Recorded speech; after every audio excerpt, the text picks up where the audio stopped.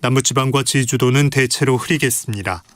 제주도에는 늦은 오후까지 빗방울이 떨어지는 곳이 있겠고 전남 내륙과 경남 내륙에는 소나기가 오는 곳이 있겠습니다. 내일은 전국이 대체로 흐리겠고 영남 등 동쪽 지역과 제주도를 중심으로 비가 가끔 내리겠습니다. 서울의 현재 기온은 26.6도입니다. 일라디오 5시 뉴스를 마칩니다. 지금까지 아나운서 김재홍이었습니다. KBS 대한민국 중심 채널 KBS 일라디오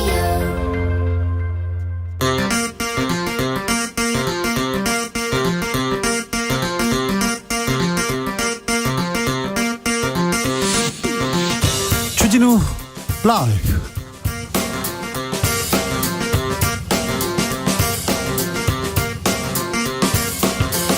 (2022년 5월 12일) 목요일입니다. 안녕하십니까, 주진우입니다. 36조 원 추경 편성을 위한 국무회의가 열렸습니다. 반쪽 내각으로 출범한 윤석열 정부는 국무회의를 앞두고 장관 임명 강행했습니다. 여야 모두 신속한 추경에는 동의했는데요. 민주당에선 47조 원 증액하자 목소리 나왔습니다. 추경안이 국회 본회의를 통과하면 지방선거 전에 소상공인들에게 600만 원 방역 지원금이 지급될 것으로 보입니다. 주스에서 알아보겠습니다. 지금 국회에서는 권영세 통일부 장관 후보자 청문회가 열리고 있습니다. 대북 정책에 대해서 아직은 제재의 시간이다. 특사 자격 당국은 남북관계를 고려해서 긍정 검토하겠다고 했습니다. 남북관계는 이어달리기라고도 했는데요. 취임사에서 밝혔던 담대한 계획은 무엇일까요? 그리고 한미 정상회담이 다음 주에 있는데요. 이건 또 남북관계에 어떤 변수로 작용할까요? 윤석열 정부의 대북 정책 그리고 한미 동맹에 대해서 김종대, 백승주 두 군사 전문가 이야기 나눠보겠습니다. 6일 지방선거 보궐선거 후보 등록이 본격적으로 시작됐습니다. 최대 접전지 격전을 준비하고 있는 곳은 수도권입니다. 김은혜 후보 지금 단일화 카드 만지작거립니다. 강용석 후보하고 얘기가 되고 있는 걸까요? 6일 지방선거 후보 릴레이 인터뷰 이어갑니다. 오늘은 권수정 정의당 서울시장 후보 만나봅니다. 나비처럼 날아 벌처럼 쏜다. 여기는 주진우 라이브입니다. 오늘도 자중자애 겸손하고 진정성 있게 여러분과 함께 하겠습니다. 윤석열 정부 첫 추경 논의가 있었습니다. 36조 원 추경안 심의 의결됐습니다. 길었던 코로나로 인한 피해, 소상공인들의 고통 컸습니다. 그래서 조금 나아질까요? 실외에서 마스크 벗고 매출이 조금 올랐다는 소식도 들려오는데요. 소상공인 여러분 요즘 어떠십니까? 오늘 추경 통과 어떻게 보셨습니까? 여러분의 목소리 들려주십시오. 샵 9730 짧은 문자 50원, 긴 문자는 100원입니다. 콩으로 보내시면 무료입니다. 그럼 주진우 라이브 시작하겠습니다.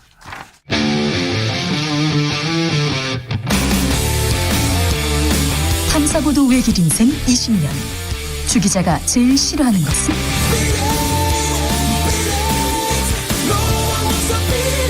이 세상에서 비리와 부리가 사라지는 그날까지 오늘도 흔들림 없이 주진우 라이브와 함께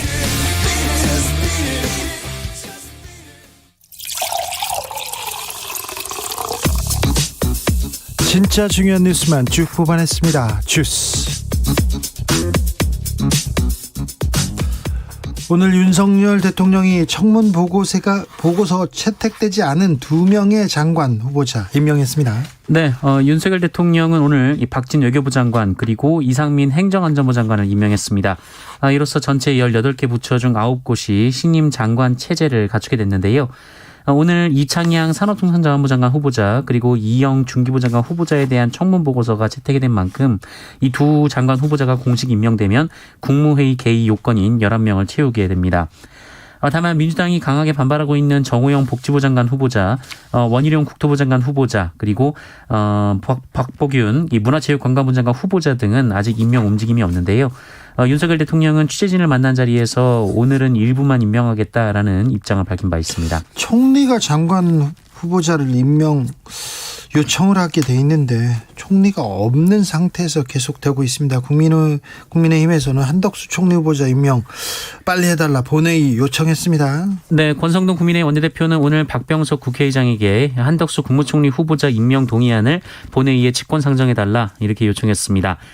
권성동 원내대표는 민주당은 여전히 국무총리 임명 동의안에 발목을 잡고 있다라면서 한동훈 후보자 인준을 인질로 잡아서 다른 장관을 낙마시키겠다는 것은 구태 정치다라고 주장했습니다.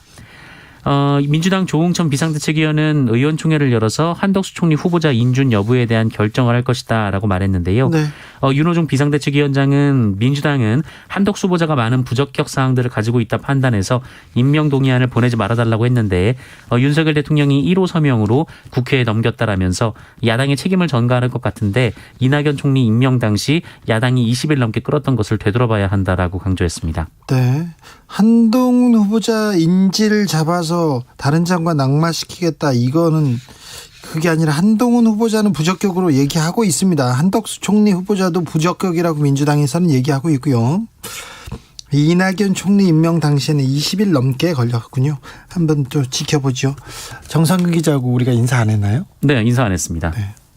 소개도 안 해주셨습니다. 그랬어요? 네. 정상근 기자와 함께하고 있습니다. 반갑습니다. 네. 그렇게 반갑지는 않잖아. 네, 그 소개를 해주신 게 반가웠습니다. 아, 네. 반갑네요. 네. 자, 김성애 종교 다문화 비서관 발언이 또 쏟아집니다.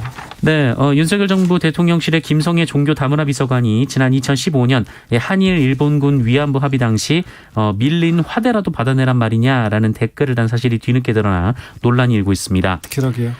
위안부 피해자들에게 모욕적인 표현인데요. 이뿐만 아니라 2019년에는 이 동성애가 정신병의 일종이라는 게시물을 올린 사실도 드러난 바 있습니다. 어제 제가 사과했는데 그 사과도 부적절하다고 지적했는데 그게 또 논란이 됩니다. 네, 논란이 이어지자 김성애 비서관은 SNS를 통해서 위안부 할머니 발언은 지나친 표현이었다라며 사과를 했었고요. 지나친 표현이 아니라 이거 아예 잘못된 얘기죠. 네, 노예로 군에 끌려간 건데 지나친 표현도 부정확합니다. 네, 게다가 이 조선시대 절반의 여성이 성노리개였다라면서 그런 부끄러운 역사를 반성하자는 것이 잘못된 것인가 이렇게 주장하기도 했습니다. 잘못된 것인가라고 지금 다시 얘기한다고요? 네, 그리고 동성애 관련돼서 이 정신병을 언급한 것도 혐오 발언의 성격이 있다 이렇게 인정을 했는데요. 하지만 이후 개인적으로는 동성애를 반대한다라면서 흡연자가 금연 치료를 받듯 일정한 치료에 의해 바뀔 수 있다고 생각한다라며 자기의 뜻을 굽히지 않았습니다. 이게 무식의 소치예요. 이것도 잘못된 내용인데 사과도 잘못됐어요. 사과도 잘못됐는데 어떻게 또 이런 상황 판단을 하는 이런 인식을 가진 사람을 대통령실에 이렇게 비서관에 임명을 해놓고 뭐라고 합니까? 네, 대통령실 측에서는 비서관 임명 전에 있었던 일이다라면서 사퇴에 선을 그었는데요. 임명 전에 있었던 일이기 때문에 상관이 없다고요? 그러면요, 임명된 지는 뭐 하루 이틀 만에 그럼 하루 이틀 만에 사고를 쳐야 그런 사람들을 문제가 있다고 합니까? 네, 질문이 계속 이어졌는데 조금 더 지켜봐야 한다라는 입장이었다고 합니다. 많이 지켜보세요. 그런데 왜 대통령실에 정말 일 잘하는 사람, 능력 있는 사람들 이렇게 모셔야지. 왜 이렇게 논란이 되고 간첩 조작했던 사람들, 그리고 정치검사로 대표적인 정치검사라는 사람들, 그런 사람들 죄다 모아놓고 이거 뭡니까? 지나친 표현이라. 아예 잘못된 사실이고 잘못된 얘기인데 무슨 지나쳐요. 지나친 게 아니라 이거는 잘못된 얘기입니다. 그리고 이건 잘못됐습니다 얘기하는데 고칠 수 있는 정신병이라뇨. 성소수자가 그럼 정신병자라는 얘기지 않습니까? 모르면 배워야죠. 이건 좀 말이 안 됩니다. 네. 차별금지법이 이렇게 빨리 좀 통과돼야 될 이유가 여기에 있는 거 아닌가, 저는 그런 생각도 해봅니다. 김규원 국가정보원장 지명을 두고도 세월호 단체들이 크게 반발합니다. 네, 4.16 세월호 참사 가족협의회와 4.16 연대는 오늘 김규현 국가정보원장 후보자 지명을 철회해라라고 촉구했습니다. 김기현 후보자는 2014년 세월호 참사 당시 박근혜 정부에서 청와대 국가안보실 1차장을 지냈었는데요. 네. 이 세월호 사고 보고 시간 조작에 관여한 혐의로 검찰 수사를 받았고 다만 처벌을 받지는 않았습니다. 체포되기도 했어요. 네, 세월호 단체들은 김기현 후보자가 이 세월호 탑승객 구조를 위한 골든타임 전에 이 대통령 보고와 지시가 있었던 것처럼 꾸미려고 국회에 조작한 보고서를 제출한 자라고 주장했고요. 이 진실규명을 방해하고 정권의 안위를 위해 이 세월호 참사 최초 보고 시간 조작이라는 범죄에 가담했다라고 비판했습니다. 이런 그 수사를 그때 당시에 검찰 수사를 윤석열 서울중앙지검장이 했습니다. 네, 이어 윤석열 대통령을 향해 이 세월호 참사와 그 이후 발생한 국가 폭력을 인정하고 이 진정성 있는 사과와 함께 성역 없는 진실규명, 책임자 처벌에 나서달라라고 요구했습니다. 윤석열 내각과 그리고 대통령실에는 윤석열 대통령의 수사를 받은 사람들이 유독 많이 들어가 있어요. 그래서 참 이상하다 그런 생각도 해봅니다. 황희 전 문화체육관광부 장관 경찰 수사를 받고 있다고요? 네, 한국수자원공사가 수익 사업을 할 수 있도록 해주고 대가성 후원금을 받았다라는 의혹을 받고 있는 황희 전 문화체육관광부 장관이 장관에 대해서 이 경찰이 강제 수사에 착수했습니다. 서울경찰청 반부패 공공범죄수사대는 이달 초 수자원공사 대전본사를 압수수색하고 압수물을 분석하고 있다라고 밝혔는데요. 황희 의원은 지난 2018년 3월 이 국회 국토교통위원회 위원일 때 스마트 도시 조성 및 산업진흥 등에 관한 법률 개정안을 대표 발의한 바 있습니다. 네. 해당 법안은 수자원공사가 부산 스마트시티에서 건축물을 직접 건축을 하고 임대할 수 있도록 하는 등 수익 사업을 할 수 있도록 하는 내용인데요. 법은 그해 7월 본회의까지 통과가 됐습니다. 그런데 이 법안이 통과된 뒤에 그러니까 2019년과 2020년에 이 수자원공사 사장 직속의 고위 간부로부터 이 법정 최고 한도액인 500만 원씩 총 1,000만 원의 정치 후원금을 받았다라는 의혹이 제기됐습니다. 이에 한 시민단체에서 황희 의원 등을 대검찰청에 고발했고요. 이것이 경찰로 이첩이 됐는데요.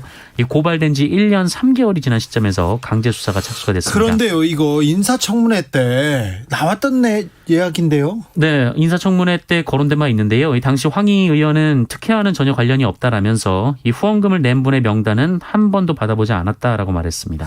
그런데 과거 사건을 다시 이제 경찰이 시작합니다. 이거 직무에 관한 내용인데 후원금을 받았다. 수자원공사 사장이 500만 원 이렇게 후원금을 냈다. 이게 뇌물 대가성이 있다. 이렇게 강제 수사했다고 하는데 수사를 좀 지켜보겠습니다. 인사청문회 때 거론된 얘기였는데 이제 정권이 바뀌고 수사가 시작됩니다. 알겠습니다. 박완주 민주당 의원 성비위로 제명됐습니다. 네, 신현영 민주당 대변인은 오늘 오전 비상대책위원회 회의를 마친 뒤 기자들과 만난 자리에서 박완주 의원을 제명했다라고 밝혔습니다. 사유는 당내 성비위 사건에 대한 당 차원의 처리라고 밝혔고요. 2차 가해와 피해자 보호를 위해 상세 내용은 밝히지 않을 예정이라고 밝혔습니다. 또한 당 차원에서 국회 차원의 징계를 요청할 예정이라고 밝혔습니다. 민주당은 당내에서 이런 성비위 사건이 발생한 것에 대한 송구한 말씀을 드리고 당은 피해자 보호와 피해자 안위를 위해 최우선적으로 이들을 보호하기 위한 노력을 하겠다라고 말했고요. 이 성비위 사건에 대해선 민주당이 단호하게 대처하겠다라고 밝혔습니다. 민주당이 한때는 상대당을 가지고 성누리당 그러면서 이렇게 비판했던 때가 있는데요. 지금은 성비위 사건, 성희롱 사건 계속됩니다. 민주당에서. 이거 무슨 일인지. 그리고 재발 방지를 않겠다고 사과한다, 송구하다 말은 많았는데 계속됩니다. 이거 좀 구조적인 문제가 있는지 조금 잘 살펴보고 이런 일이 더 이상 벌어지지 않도록 해야지. 이거 몇 달에 한 번씩 계속해서 성비위 이게 무슨 일인지 민주당 좀 각성해야 됩니다. 잘못했습니다. 잘못했다고 사과하고 왜 이런 일이 계속되는지 조금 밝혀봐야 될 것 같습니다. 이상직 무소속 의원직 상실됐습니다. 네, 공직선거법 위반 혐의로 기소된 무소속 이상직 의원이 의원직을 상실했습니다. 대법원 2부는 오늘 공직선거법 위반 혐의를 받는 이상직 의원의 상고심에서 징역 1년 4개월의 집행유예 2년을 선고한 원심을 확정했습니다. 선거법 관련된 부분인데요. 이상직 의원은 이 사건으로 구속되기도 했었고요. 그리고 오랫동안 재판 받느라고 국회에서 일 못했지 않습니까? 네. 그런데 이제서야 의원직 상실됐습니다. 지금까지 월급 받고 국회의원으로서 특혜 계속됐습니다. 이거 잘못됐잖아요. 그러면 잘못됐다고 얘기하고 특권을 좀 내려놓자 이런 얘기는 좀 해야 될 거 아닙니까? 선거 기간 중이라도 좀 그런 얘기를 해야 되는데 예전에는 선거 때는 특권을 내려놓겠습니다. 뭐 안 하겠습니다. 얘기하다가 선거 끝나면 모른 척하고 도망갔지 않습니까? 요새는 선거 때도 이런 얘기를 안 해요. 답답하잖아요. 몇 년 동안 지금 재판 받느라고 일을 하나도 못했어요. 감옥 가 있었어요. 감옥 간 사람들한테 왜 세금을 줘야 되고 또 수당도 줘야 됩니다. 많이 줘야 돼요. 이게 말이 됩니까? 이 지금 몇 년째인데.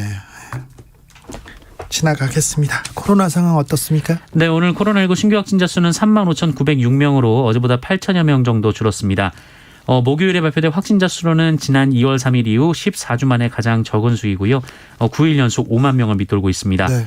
위중증 환자는 354명으로 300명대 중반까지 내려왔고요. 사망자는 63명이었습니다. 3만 명대지만 위중증 환자 사망자는 잘 잡고 있습니다. 아직도 그런데 3만 명대 확진자 나오고 있습니다. 코로나 걸리고 그러면 아프고 그다음 기침 나고 계속 더 체력이 회복되지 않아요. 컨디션이 안 좋아요. 그렇게 계속 호소한다고 합니다. 그러니까 조심하셔야 됩니다. 그런데요, 북한에서도 코로나 확진자가 나왔어요? 네, 북한은 코로나19 확진자 발생을 처음으로 인정했습니다. 북한은 오늘 김정은 국무위원장이 참석한 가운데 이 노동당 중앙위원회 회의를 열었는데요. 이 자리에서 확진자 발생 사실을 공개하면서 이 최대 비상 방역 체계로 전환한다라고 밝혔습니다. 지금까지 북한에서 우리는 코로나 환자가 없다 이렇게 계속 이렇게 체제를 선전하는 그런 도구로도 썼는데 우리 코로나 걸렸어 이 얘기를 왜 했는지 갑자기 궁금합니다. 왜 지금 이렇게 북한에서 코로나 확진자 나왔다고 얘기를 했는지 인정을 했는지 그리고 김정은 국무위원장은 왜 마스크를 쓰고 나왔는지 잠시 후에 저희가 김종대 백승주 전 의원한테 자세히 이렇게 물어보겠습니다. 5.18 북한군 개입설 계속 얘기했던 주장하던 사람들이 근거라고 얘기하던 사람이 광수 1호였어요. 광수 1호. 광수 1호는 광수도 아니었고요. 광주 시민이었습니다. 네, 1980년 5.18 광주 민주화운동 시민군 참여자로 이 다큐멘터리 영화를 통해 김군으로 알려진 남성은 올해 62살의 차복환 씨로 확인됐습니다. 지만원 등 일부 5.18 역사를 왜곡하는 사람들이 5.18 당시 이 무장된 페퍼포크 차에 탑승한 이 김군의 사진을 두고 광주에 투입된 북한 특수군 광수 1호 이렇게 일방적으로 지목을 했었는데요. 눈꼬리가 닮았네, 입이 닮았네 이렇게 얘기하는데 어디가 닮았어요? 그런데 계속 닮았고 이 사람이 광수다 얘기했지 않습니까? 그러나 5.18 민주화운동 진상규명조사위원회는 오늘 서울 중구 진상조사위 대강당에서 보고회를 열고 이 광수 1호로 지목된 시민군 김군은 차복환 씨다라고 발표했습니다. 차복환 씨는 지난해 5월 이 다큐멘터리 영화 김군을 보고 시민군 김군이 자신이라는 사실을 처음 인지한 뒤 5.18 기념재단에 이 사실을 알렸고요. 이에 진상조사위로 넘어와서 이 진상조사위가 7개월에 거쳐 검증 작업을 벌였습니다. 이 차복환 씨의 젊은 시절 사진 그리고 5.18 민주화운동 때 촬영된 사진 등을 비교 분석하는 등의 작업을 벌여왔다라고 합니다. 5.18 광주 민주화운동은 북한군이 내려와서 저지른 책동이었다. 그리고 빨갱이들이 준동한 사건이다. 얘기하는 사람들이 아직도 있습니다. 아직도 있어요. 역사적으로도 사실이 아니고 김군은 광주 시민이었다는 거 다시 한번 말씀드립니다. 이 얘기는 이제 좀 하지 마세요. 아직도 그러고 계세요. 참. 길 가던 어르신을 폭행한 남성이 있습니다. 네, 어제 새벽 6시쯤 한 40대 남성이 길을 지나던 노인을 무차별 폭행해서 숨지게 하는 일이 있었습니다. 서울 구로의 한 공원에서 벌어진 일인데요. 60대 유 노인을 다짜고짜 쓰러뜨린 뒤에 피해자의 얼굴과 몸 등을 발과 돌로 1분 반가량 무차별 폭행했습니다. 그리고 쓰러진 노인의 주머니를 뒤져 금품을 챙긴 뒤 현장을 빠져나갔는데요. 그런데 이 노인이 의식을 잃고 피를 흘린 채 쓰러져 있는 현장에서는 이 수십 명의 행인이 지나갔지만 한동안 신고가 이루어지지 않았다라고 합니다. 저는 이 부분이 더 가슴이 아팠어요. 아니 누가 때리고 있으면 말리기는 해야 될 거 아닙니까? 남성들은 가서 말리기라도 하고 소리라도 지르고 아니면 옆에 가가지고 112에 신고라도 해야 될 거 아니에요. 그런데 그냥 지나갑니다. 네, 결국 구급대가 신고를 받고 도착했을 때는 이 고인이 이미 숨진 뒤였습니다. 그리고 이 남성은 5분쯤 뒤 또 200m가량 떨어진 곳에서 폐지를 싣고 수레를 끌고 가던 80대 노인을 주먹으로 폭행을 했습니다. 황급히 도망간 노인은 경찰에 신고를 했고요. 출동한 경찰이 10여 분 만에 인근에서 이 남성을 체포했습니다. 왜 그랬답니까? 이유를 지금 모르고 있습니다. 이 피해자 모두 이 남성과 전혀 모르는 사이였다라고 하고요. 경찰 조사에서는 뭐 말에 대답을 안 한다라고 하는데요. 다만 마약 검사를 해봤는데 필로폰 양성 반응이 나왔다라고 합니다. 네. 지나가다가 누가 누구를 때리고 있거나 싸우고 있거나 그러면 말릴 수는 없더라도 말려야죠. 말릴 수는 없더라도 그 주변에 그냥 쳐다라도 보고 있으면 됩니다. 그 지나가다가 불이라도 켜고요. 신고하고 그래야지. 이거 생판 모르는 사람을 그냥 가서 묻지마 폭행한 거 아닙니까? 참 정말 아까운 생명을 잃었어요. 좀 현장을 지나간 수십 명의 행인들 좀 안타깝습니다. 헤어진 여자친구를 감금하고 폭행한 사람도 있어요. 당장 잡아가야죠. 네, 헤어진 여자친구가 자신을 만나주지 않는다라는 이유로 여자친구를 폭행해서 실신시키고 감금까지 한 20대 남성이 현장에서 체포됐습니다. 만나주지 않으면 혼자 울어야지 왜 그걸 실신 이거 체포했습니까? 네, 그제 아침 경북 포항의 한 골목길에 숨어 있다가 이 출근길에 나선 전 여자친구를 뒤에서 덮쳤다라고 하는데요. 이 여성을 목을 졸라 기절을 시켰는데 목을 졸라요? 네, 그 사이에 비명 소리를 듣고 인근 주민이 경찰에 신고했고요. 경찰이 곧바로 출동해서 이 남성을 체포했습니다. 용의자는 피해 여성의 전 남자친구로 3월 이후 자신을 만나주지 않자 이 같은 범행을 저질렀습니다. 이거 살인 미수예요. 네, 살인 미수 혐의로 구속영장을 신청했습니다. 살인 미수로 했습니까? 네. 그리고 경찰청에 따르면 교제 관련 범죄 신고 건수가 지난 2020년 18,900여 건에 이르렀는데요. 2016년, 그러니까 4년 전에 비해서 2배 이상 증가를 했습니다. 하지만 구속 수사율은 2.68%에 불과해서 보다 강력한 처벌이 필요하다라는 지적이 나오고 있습니다. 폭행은 용서할 수 없는데 모르는 사람 폭행, 이거 아는 사람 폭행이고 잘 아는 사람의 폭행이면 더 무서운 거 아닙니까? 네. 더 가중 처벌해야 되는 거 아닙니까? 왜 그런데 이 데이트 폭력 그리고 부부싸움 폭력, 부부 간의 폭력, 가족 간의 폭력 있지 않습니까? 그러면 잘 아는 분들끼리 알아서 좀 하세요 이렇게 하고 지나갔는데 그러면 안 됩니다. 아는 사람의 폭력이면 더 무섭죠. 그렇죠? 그럼요. 네. 주스 정상근 기자 함께했습니다. 네, 갈 때는 소개를 해주시는군요. 네, 고맙습니다. 그래도 다정하게. 네. 폭행. 네. 아는 사이라 좋습니다. 네, 알겠습니다. 나는 폭행 그런 건 네, 전혀 관계가 없습니다. 네. 고맙습니다. 김건희님, 민주당 정신 차려야 합니다. 김건희님, 김건휘님입니다. 저기 주진우 라이브 애청자십니다. 만사고고님, 김성애 비서관 발언 위안부 할머니들한테만 상처 주는 발언 아닙니다. 국민들한테도 상처 주는 말입니다. 그렇습니다. 모든 사람을 화나게 하고 상처 주는 말입니다. 이거는 좀 인간에 대한 기본 내 기본이 좀 안 됐다 이렇게 생각됩니다. 근데 그런 사람이 대통령 비서관이라뇨. 차관급이라뇨. 네. 6902님, 자영업자 지원금 줄 때 기준을 좀 정확히 해서 지급해 주었으면 합니다. 차등 지급하면 이게 문제가 나옵니다. 차등 선별할 때 조금 뭐라고 해야 되나, 서운한 사람, 조금 또 불만 갖는 사람들, 그런 사람들이 있다는 것도 좀 명심해 주십시오. 7132님, 소상공인 자영업자 지원금에 대해서 몇 자 적습니다. 화물차 운전기사인데요. 저는 아침, 저녁, 주말 가리지 않고 열심히 일한 결과 매출이 다른 기사보다 올랐습니다. 그 결과 지원 대상에서 탈락됐습니다. 강제로 영업 못한 분들은 충분히 이해가 가는데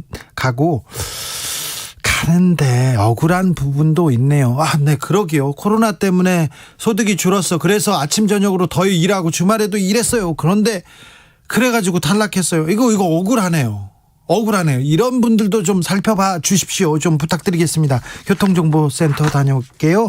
김한나 씨. 네, 지금 고속도로에 사고 소식이 있는데요. 영동고속도로 인천 방면 용인 휴게소 부근에서 사고가 났습니다. 양지 나들목부터 용인 나들목까지 5km 구간 사고 여파를 받고 있고요.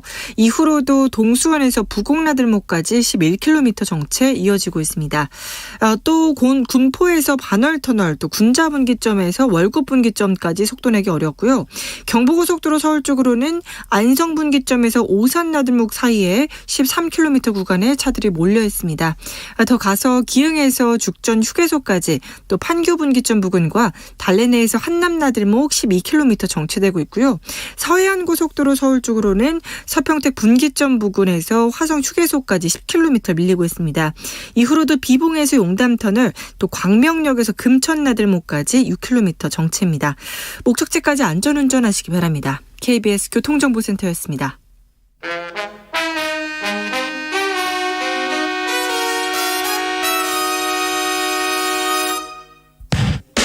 주진우 라이브 돌발 퀴즈. 오늘의 돌발 퀴즈는 객관식으로 준비했습니다. 문제를 잘 듣고 보기와 정답을 정확히 적어 보내주세요. 6월 1일 지방선거 및 국회의원 보궐선거의 후보자 등록이 시작됐습니다. 재보궐선거 지역에 사는 유권자들은 한 장의 투표용지를 더 받아 최대 8표를 행사할 수 있는데요. 단, 제주도는 투표용지 5장, 세종특별자 지시는 4장을 받게 됩니다. 자, 여기서 문제 드릴게요. 보궐선거가 치러지지 않는 대다수 지역의 유권자들은 총 몇 개의 투표권을 행사할 수 있을까요? 보기 드릴게요.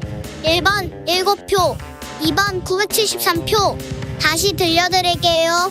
1번 7표, 2번 973표. 샵 9730 짧은 문자 50원, 긴 문자는 100원입니다. 지금부터 정답 보내주시는 분들 중 추첨을 통해 햄버거 쿠폰 드리겠습니다. 주진우 라이브 돌발 퀴즈 내일 또 만나요.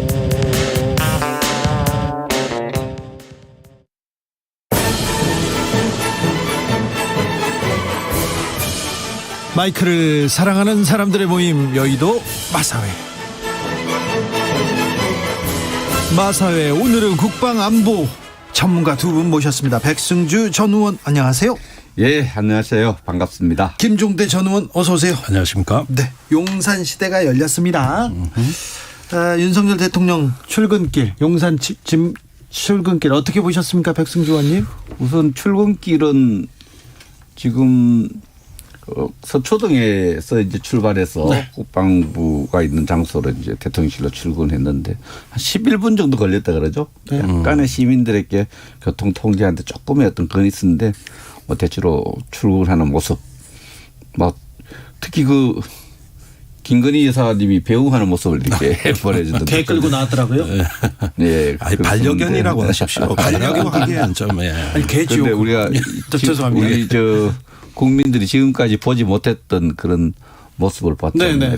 그러니까요. 출퇴근 대통령의 출근길 네, 좀 예, 그 이촌역이 있습니다. 지하철역이죠. 네. 거기서 보면은 그 용산의 13번 게이트. 네. 그 미군 부대거든요. 그렇죠. 지금 거기로 들어오시는 건데. 미군 기지를 통과해서 들어오더라고요. 예, 그 이촌역에서 다 보여요. 네. 예, 저는 그 차량들이 나오는 걸 봤거든요. 예. 예, 그런데 새롭게 단장을 하고 네. 출입을 하더라고요. 네. 그리고 뭐 이제 격의 없는 그 대통령실 참모회의라든가 뭐 기자들하고의 그 접촉 저는 다 좋게 봅니다. 다 칭찬할 건 칭찬하셔야죠. 예, 다 좋게 보고 네. 어쨌든지 간에 스킨십의 강한 모습을 보여주는 걸로 이제 첫인상을 준 거거든요. 네. 예, 그런 점에서는 말도 많고 탈도 많았던 용산 이전이지만 네. 사실은 뭐 지금까지는 우려했던 것보다는 일단 제대로 연착륙은 했다. 네.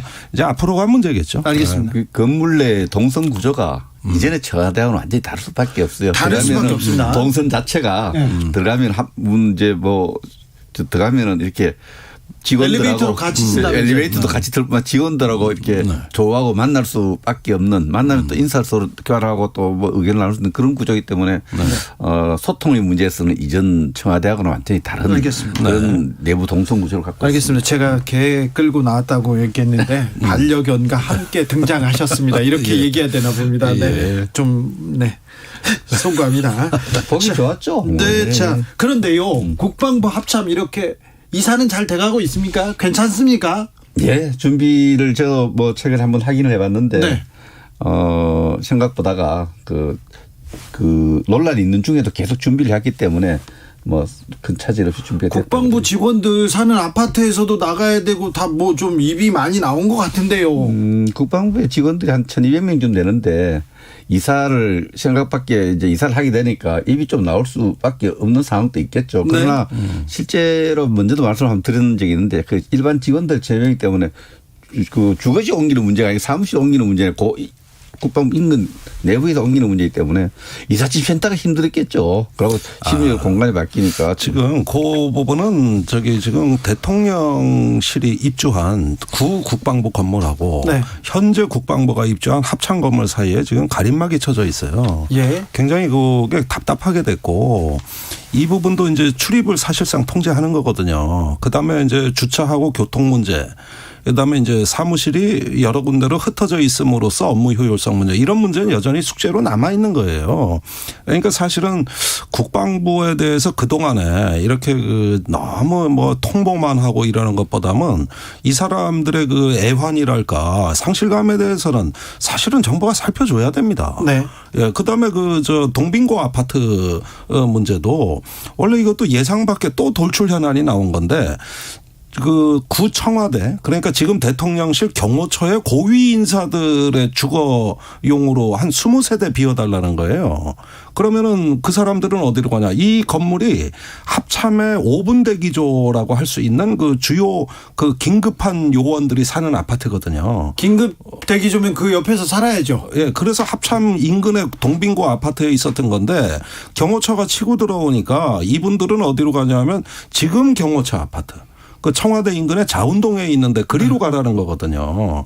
그러면은 일단은 거리는 멀어지고 5분 대기조가 아니라 이제 30분 대기조가 되는 거거든요. 그렇죠. 그래서 이런 부분에서는 이게 워낙 긴급하게 어떤 치밀한 계획 없이 추진됐던 사안이다 보니까 곳곳에서 불편함은 있는 겁니다. 이런 문제들을 다 지금 산적한 숙제로 그대로 남아 있는 거예요. 불편함도 있지만 뭐 오늘 보니까 한 230만 명이 청와대 관람을 신청했다 그래요. 또 국민에게도 공원이 하나 청와대가 돌려준 부분 같이 계산하면 불편함도 이렇게 서로 좀 이해하면서 빨리 극복하도록 하겠습니다. 알겠습니다. 군의 정치 개입은 절대 막아야 된다. 그건 맞죠? 그렇습니다. 네. 군의 정치 개입이 군의 공무원의 정치 개입은 절대 안 된다. 특별히 군이 정치에 개입하는 것이 쿠데타다. 윤석열 대통령이 검사 시절에 한 말이에요. 그래서 군의 댓글 공작에 대해서 분노하면서 수사를 열심히 했습니다. 그래서 그때 주역이 누군가 이렇게 했는데 그때 청와대에 있던 김태효라는 사람이 이걸 제시했는데 이분이 안보실 1차장에 임명됐어요. 어떻게 된 겁니까? 우리 군의 정치 개입 이게 이제 영어로는 더 밀리터리 군부가 되겠죠. 영향력 있는 군이 정치 영향력을 행사하는 것도 군의 정치 개입이라는데 지금 말씀하신 내용은 제가 미리 짐작해 보는데 그 시기에 이제 댓글 공작했죠. 김의사 댓글 공작. 심리전단입니다. 수사가 진행돼 재판이 진행 중에 있는 부분인데 그 시기에 지금 김태효 차장이 어떤 역할을 했는지는 제가 정확하게 모르겠어요. 지금 유죄를 받고 대법원에서 지금 재판 계류 중에 있어요? 그 부분은 그렇지 않을 걸요. 그때 2심까지 유죄를 받았어요. 2심하고 대법원으로 갔죠. 그 부분은 제가 정확하게 모르겠습니다만 그때 뭐 별건 수사 비슷하게 해서 집에 비밀을 갖고 있다 해가지고 수사하는 걸 제가 아는데 댓글 공작과 관련해서 김태효 차장의 어떤 역할 이런 부분 제가 정확하게 아는 바도 없고. 그거는 사실 이게 또 가슴 아픈 얘기인데 당시에 심리전 부대가 생겼지 않습니까? 그래가지고 왜 막 새로 뽑았잖아요. 네. 국군 심리전단이 이제 심리전 사령부가 됐잖아요. 네. 이럴 때 이제 믿을 수 있는 우리 사람으로 뽑아라. 이렇게 하면서 사실상 개입을 했고 그다음에 댓글 공작이 벌어진 부대거든요. 이래가지고 기소가 된 거예요. 네. 그래가지고 청와대 이제 연결고리를 찾다가 김태효 당시에 안보기획 수석이 이런 어떤 지시를 했다는 내용들이 밝혀져가지고 이게 재판 판결이 엇갈립니다. 하나는 유죄가 나오고 하나는 무죄가 나온 거예요. 그래가지고 대법원까지 간 거거든요. 그렇다면은 지금 차장직을 이미 수행하고 있습니다만은 문제는 재판에 계류 중인 인물이에요. 현재. 그런데 그때 당시에 저는 이제 국방연구원에 연구를 하고 있었는데 그 당시 김태효 수석은 대외정책 비서관이었죠. 네. 비서관 직지였고 대외전략기획관이었습니다. 대외전략기획관인데 네. 역할은 뭐 비서관 이상 역할이라 이런 평판을 받았지만 그렇죠. 정식 직책은 아마 비서관이었는데 제가 볼 때는 그 비서관이 그게 뭐 어떻게 구체적으로 간지 제가 사실은 잘 모르겠어요. 네, 그런데 그 댓글 문제는 이명박 대통령 시절에 그 국민소통 비서관실이 신설되면서 시작된 일이고 네. 처음에는 청와대하고 문화체육관광부 이런 등등 모이다가 갑자기 군하고 국정원이 분리돼서 나가가지고 별도 심리전을 하는데 그때 명분이 북한이 사이버 전공작으로 남한의 종북 세력하고 손잡아가지고 국가를 전복시키려고 한다. 이러면서 사이버전에 대응한다. 이게 제4의 전쟁론이라 그래가지고 한참 이게 화두가 됐고 갑자기 이제 심리전 부대 인원과 조직이 확장되기 시작합니다. 그런데 이게 순수하게 국가 안보를 위해서 했다기보다는 국내 정치에 개입하는 양상이 돼버린 거예요. 네. 네. 북한이 댓글 단다고 우리도 댓글 단 거예요. 쉽게 얘기하면. 그렇게 된 거거든요. 네. 그 당시 국방장관도 같은 사안을 이렇게 하는 걸 제가 자세히는 못 들어봤지만은 네. 그때 북한이 우리 사이버 공간에 침투해서 심지어 공작을 한 부분도 상당히 있고 거기에 대응한 부분도 있고 이게 좀 섞여 있었던 걸로 이렇게 알고 있어요. 그런 명분은 그렇죠. 자, 명분은 그렇습니다. 아무튼 이명박 정부에서 핵심이었던 김태호 안보실 1차장 물론 대통령의 이웃이라고 합니다. 같은 아파트에 살아요. 네, 산다고 합니다. 그리고 김태호 차장의 아버지가 검찰 고위 간부였다고 하는데 아무튼 이명박 정부 사람들이 이거 국방 외교에 많은 사람들이 다 들어와 있습니다. 백승주 의원님. 근데 제가 듣고 있기로는 지금 무엇보다도 이제 우리 윤석열 대통령도 공직에 오래 근무했기 때문에 어떤 공직을 수행한 경험 이런 부분을 굉장히 중요하게 생각해서 발탁을 하고 등용을 한다는 얘기가 있습니다. 그래서 김태호 비서관의 경우도 학교의 교수님이신데 이미 오랫동안 MB 정부에서 일한 경험, 경륜 이런 부분에 대한 신뢰 때문이 아니었나 이렇게 저는 봅니다. 예, 그 부분에 대해서 일단은 경륜이 있다는 건 인정합니다. 그런데 MB 정부의 소고기 수입 파동, 박왕자 씨 사망 사건, 천안함, 연평도, 그다음에 베이징 돈봉투 사건, 그다음에 댓글 공작 이런 모든 데 다 연루되신 분이 이거고 마지막에는 한일 군사보호 협정 지소미아 그거 이제 밀실 협정이 또 정치 문제화 돼가지고 여당에서도 사실은 비판을 받으신 분이 그때 여당에 새누리당 시절이었을 겁니다. 그러다 보니까 이제 실세 비서관이 이런 얘기를 듣다가 공직을 불미스럽게 마치신 거거든요. 그리고 또 정권이 바뀌고 이제 재판에 이제 회부돼 기소가 되신 분이 그렇다면은 제가 보기에는 좋습니다. 다시 컴백하는 거 그럴 수도 있어요. 또 이분이 안보 전문가인 건 맞으니까. 근데 문제는 뭐냐면은 과거에 대한 성찰과 반성을 했느냐가 저는 궁금해요. 그 얘기를 듣고 싶어요.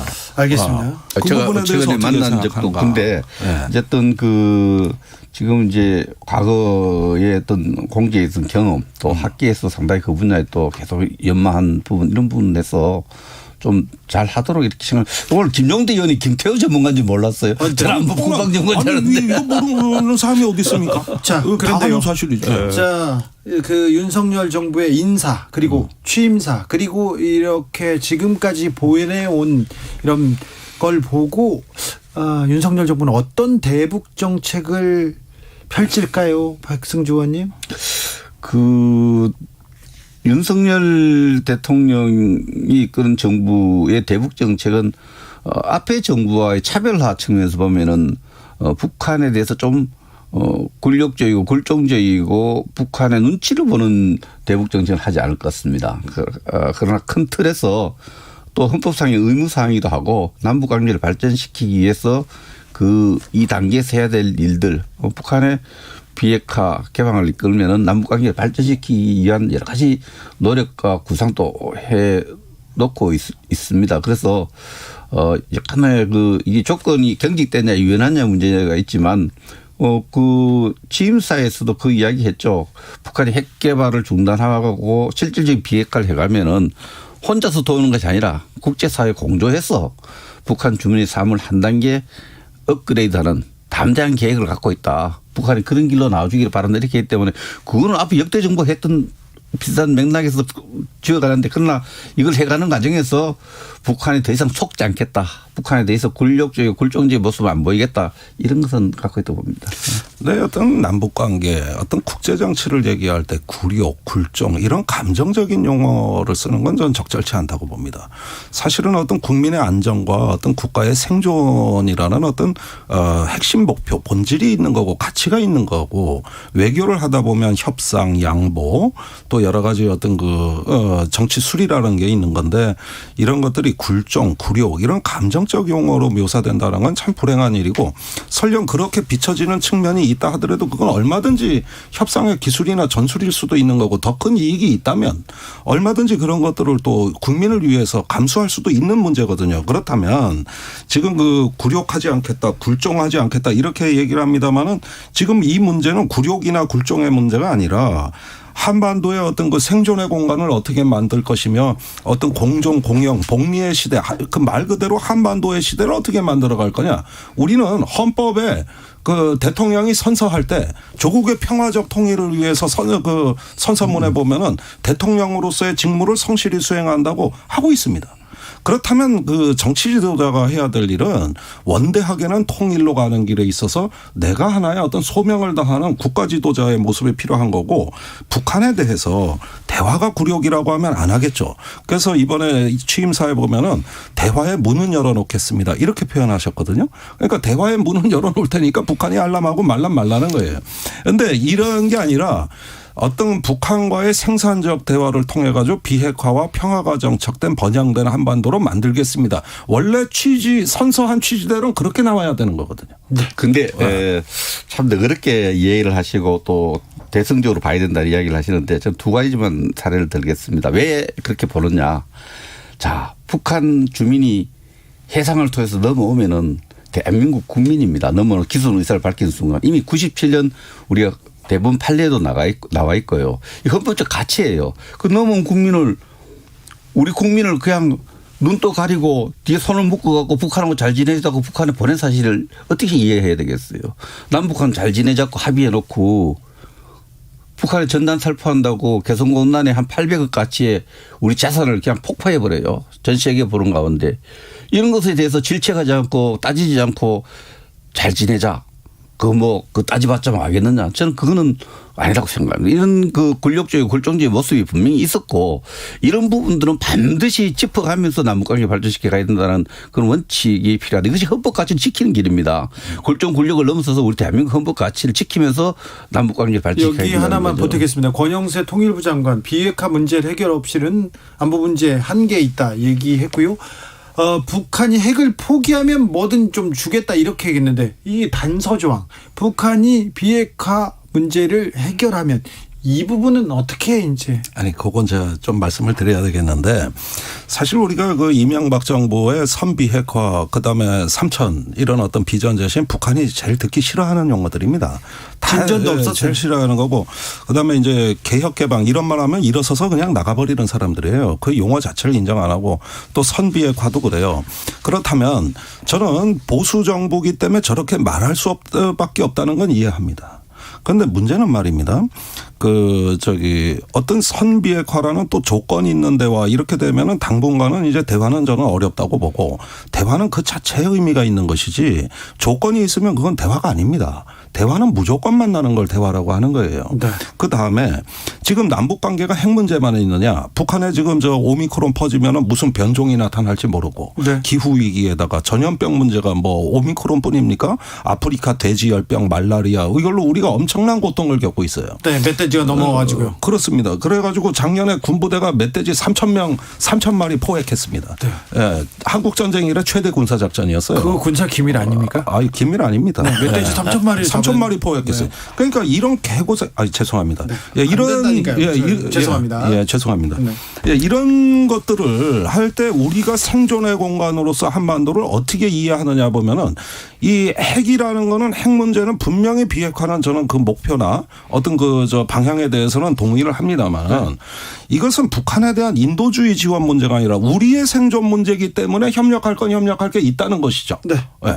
그런 부분들도 사실은 우리 국민을 보호한다는 관점에서 한반도 시대 네. 이런 걸 좀 담대하게 얘기하고 대화와 협력의 시대를 만들겠다. 이 정도면 말할 수 있는 거 아니냐. 권영세 통일부 장관이 이제 남북 관계를 발전시키는 거 하는데 입장을 이제 오늘 청문회에서 밝히고 있는데 장관 입장에서도 그렇습니다. 이 비핵화를 넘어서서 최근에 김정은이 직접 나서서 또 김여정이 나서서 북한의 근본 이익이 침탈당하면은 핵을 선제적으로 사용할 수밖에 없다. 사용하도록 임무가 그 임무로 완소속돼 있다. 이렇게 해서 핵무기를 선제 사용할까지 이야기를 하는 입장인데 통일부 장관이 거기에서 비핵화에 대해서 아주 원론적인 또 비핵화 진전이 있어야 된다는 걸 강조하는 것을 가지고 우리가 뭐 잘못됐다 할 수 없잖아요. 난 옳다고 잘못됐다는 얘기는 안 해요. 다른 주제로 넘어가기 전에 김종대 전 의원 부적절한 발언 하신 거에 대해서는 제가 대신 사과 말씀드리겠습니다. 예, 오늘 비슷한 실수를 죄송합니다. 예, 네. 죄송합니다. 네. 북한은 있는 것도 없다고 하고 없는 것도 있다고 하는 사람들인데 우리는 코로나 제로다. 계속 그걸 자랑해 왔지 않습니까? 네. 국경을 봉쇄하고 그런데 코로나 감염자 발생했다. 오미크론 생겼다. 그러면서 막 김정은 위원장이 마스크를 처음 쓰고 나왔어요. 왜 그래요? 이거 어떻게 봐야 됩니까? 저는 상당히 심각한 상황이라고 보는 게 이건 북한의 관점으로 이 문제를 보면은 국가의 존립에 관한 사항입니다. 사실은 지금까지 방역으로 셀프 제재를 해왔는 나라가 그렇죠. 북한이에요. 아예 꽁꽁 닫았죠. 국제사회 제재 이전에 북한 스스로 잠궈버렸어요. 고립을 택했어요. 그래가지고 무역이 70% 줄었습니다. 예. 코로나 이후에. 그렇게 했던 방역에 대한 극단적인 어떤 공포가 있는 이런 나라에서 생긴 일입니다. 그리고 두 번째로 백신을 맞아본 적이 없는 나라예요. 그런데 꼭 이런 나라에서 한 번 퍼지면 심각하고 변종이 일어나는 게 우리 국민들의 면역 수준하고 다릅니다. 그렇죠. 그러니까 이게 오늘 정치국 회의가 열렸다는 보도인데 그 회의에서 이건 국가의 비상 어떤 정국이라 그랬고 모든 역량을 동원해서 이걸 극복해야 된다고 지금 단단히 지금 지시가 내려가는데 이게 상당히 심각한 상황이다. 근데 이 부분이 이제 북한이 조선중앙통신을 통해서 이제 보도가 처음 나왔죠. 근데 하필 우리 취임식 있는 날 나왔어요. 근데 8일 날 한 명이 발생했다. 한 명이나 숫자도 참 우리 국민 일반 들을 때는 오미크론이 하면 우리 몇십만 명 듣다 한 명 하니까 좀 의아한 부분도 있고 한데 저는 우선 두 가지로 이렇게 봅니다. 이게 오미크론이 실질적으로 확산될 조짐이 있어서 좀 더 동시에 차단하기 위한 정책의 한 예비적 조치가 아닐까. 그래서 이게 지난 다음 달 6월 달에 당 중앙위원회 정치국 전원회의를 또 연다고 했어. 이 문제를 다루기 위해서. 그래서 예비적으로 좀 동시에 차단을 강하게 위한 조치일 수도 있고 그렇지 않고 조금 이거는 짐작의 영역입니다만은 우리 새 정부가 출범하는 날 발표를 했고 한 명이라 발표했기 때문에 이게 굉장히 인도주의적 사안이잖아요. 네. 그래서 툭 던지고 나서 그 백신도 안 맞고 취약한 북한 이게 한번 전체 문제가 돼서 우리가 남북 관계가 접촉의 어떤 여지를 만들 수 있는 기회도 될 수 있다. 아니 그러니까 제가 그걸 질문하고 싶은데 북한에서 백신을 굉장히 원했어요. 예, 아니 최근에 백신을 받겠다는 발표가 있었습니다. 그래요? 원래 안 받다 그랬던 나라가 입장이 바뀐 거예요. 네. 그러면은 제가 이제 백 의원님한테 좀 여쭙고 싶은 것은 어떤 권영세 장관이 인도주의 지원 얘기하고 이러는데 백신 지원할 의향이 이 정부에 있을까요? 저는 충분히 백신과 인도주의적 지원 문제에 대해서는 유연하게 갈 수 있다. 갈 수 있다 봅니다. 보수 정권에서 남북관계에 대해서 큰 진전을 만들 수 있는 훨씬 기회가 많아요. 예. 그렇기 때문에 좀 기대해 보겠습니다. 이거 하나만 물어볼게요. 병사 월급 200만 원 공약 후퇴했는데 이거 어떻게 해야 됩니까? 군사 전문가들이 볼 때 이거 어떻게 생각합니까? 제가 이 스튜디오 나와가지고 대선 때도 논쟁했던 주제인데 네. 재원 마련 어떻게 할 거냐 그다음에 안 된다고 그랬죠. 간보 월급 어떻게 할 거냐 이런 얘기를 수도 없이 했어요. 안 된다고. 그때마다 취임 즉시 한다 그랬어요. 그때마다. 그런데 지금 2025년으로 시기도 미루고 금액도 150만 원으로 깎겠다. 이 얘기는 뭐냐 하면은 그러면 그동안에 그 대선 기간에 2030 그 득표 전략으로 해서 그거 듣고 찍은 사람도 많을 건데. 그런데 우리가 정권의 태도를 보는 겁니다. 이렇게 될 수밖에 없는 거는 사과를 하고 왜 이렇게 될 수 없는가에 대한 설명도 아니라 그냥 인수위 발표예요. 국정과제 발표. 이거 청년들을 대상으로 해가지고 이거 좀 너무 심한 거 아닙니까? 이거 갑질 아니에요, 이거. 그 200만 원 병사들한테 월급을 주고 싶은 마음이 없어진 것이 아니라 실제로 이제 그 인수위원회에서 이제 쭉 검토를 하니까 그 200만 원을 이제 주는 것이 재정적 부담이 좀 있고 또 그래서 방향성은 유지하되 좀 천천히 속도를 좀 조절하겠다는 이야기인데요. 이 점에 대해서 우리 국민의힘 당대표가 정중하게 또 사과를 했어요. 사과를 했고 이준석 대표 사과도 했고 대통령 또 이 방향성을 유지하고 이렇게 가겠다. 그러나 속도는 좀 조절하는 부분인데 저도 그 점에 대해서는 청취자 여러분께 또 장병들한테 200만 원 기대했는데 당장 못 받는 데 대해서 좀 허탈감이 좀 있을 거예요. 그 부분에 대해서 조금 이해를 좀 구합니다. 통일부 장관 후보자 그리고 국방부 장관 후보자 남북 문제 개선하고 그리고 또 국방을 좀 단단하게 하고 좋은 사람들이 같습니까? 괜찮습니까? 아니 한 사람 한 사람으로 보면은 다 자격 있고 훌륭하신 분들인데 합쳐놓고 보니까 예, 주로 이렇게 보면은 뭐 김태호 차장은 이제 같은 아파트고 김성한 안보실장은 50년직이고 또 박진 그다음에 그 권영세 네. 두 분은 이제 서울대에서 그때부터 결혼식도 서로 가고 고시 공부도 같이 한 사람. 네. 이렇게 하다 보니까 전체적으로 합쳐 보니까 너무 동질적인 집단 40년직이 50년직이 이런 식으로 돼 있는 건 좀 유감입니다. 어떻게 보면은 조금 더 문호의 폭을 넓히시면 안 됐냐. 백승주 의원 같은 분도 이렇게 가시게요. 그러니까 이거 훌륭하신 분 앉아 계시잖아요. 네. 그다음에 원래 통일부 장관도 그 권영세 의원 전에 언론에는 김천식 전 차관이 유력하다고 이미 기사가 나갔는데 결국은 검사 출신 40년지기가 오셨거든요. 그분이 나쁘다는 얘기가 아니에요. 그러니까 이런 부분으로 전체적으로 합치다 보니까 이 어떤 하나의 정보관료와 청와대 참모들 간의 팀워크는 좋겠지만 네. 결국은 서열 경쟁이 일어날 거고 왜냐 지근거리가 다 있으니까 사적 인연이 이런 것들은 조금 심하다. 이전 그렇다. 친분 가까운 사람들을 좀 많이 쓰셨어요. 뭐 그런 세평이 있죠. 그러나 전체적으로 이 우리가 처한 여러 가지 상황에서 보면은 권영세 후보 같은 경우는 주중대사를 오래 하셨죠. 주중대사 또 정치적 경험이 있고 웨이트 또 비중이라든지 경험 이렇게 보면 특히 중국 관계가 중요하니까 저는 뭐 또 많은 기대를 할 수 있는 경륜을 가졌다 보고요. 박진 의원은 제가 참 여러 차례 뵙고 하는데 2008년 이때 외통위원장 했죠. 특히 지금 바이든 대통령하고 친분도 외통위원장은 많은 친분을 갖고 있어서 그때 소고기 외교의 어떤 우리나라 외교를 한 단계 끌어올릴 분으로 봅니다. 네. 아 그렇습니까? 네. 인선에 대해서도 이렇게 시각이 좀 다르네요. 너무 재밌었는데 재밌는 게 아니라 유용했는데 시간이 짧았습니다. 백승주, 김종대, 백승주 감사합니다. 감사합니다. 네, 저는 감사합니다. 2부에서 돌아오겠습니다. 시간이 짧았어요.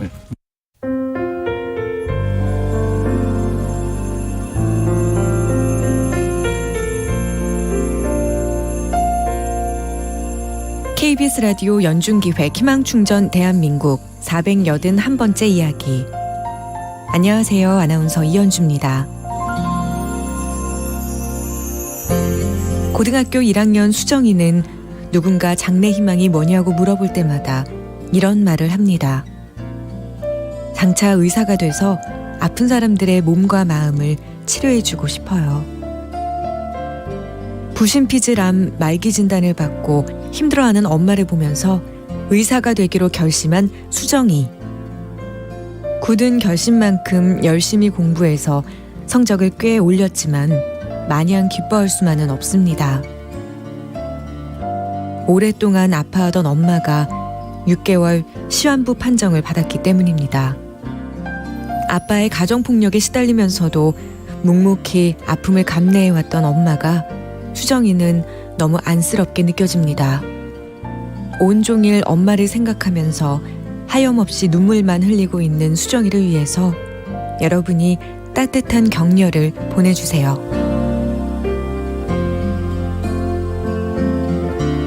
여러분의 따뜻한 손길이 희망의 빛이 됩니다.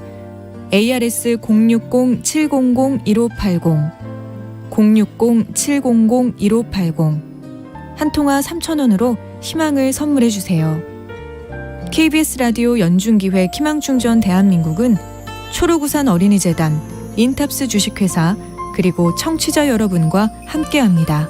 ARS 060-700-1580 한 통화 3,000원입니다.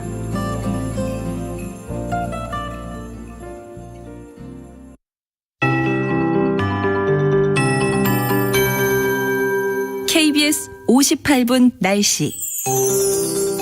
오늘은 서쪽을 중심으로 더위가 이어졌습니다. 서울은 28.1도까지 오르면서 5월 들어 가장 기온이 높았고요.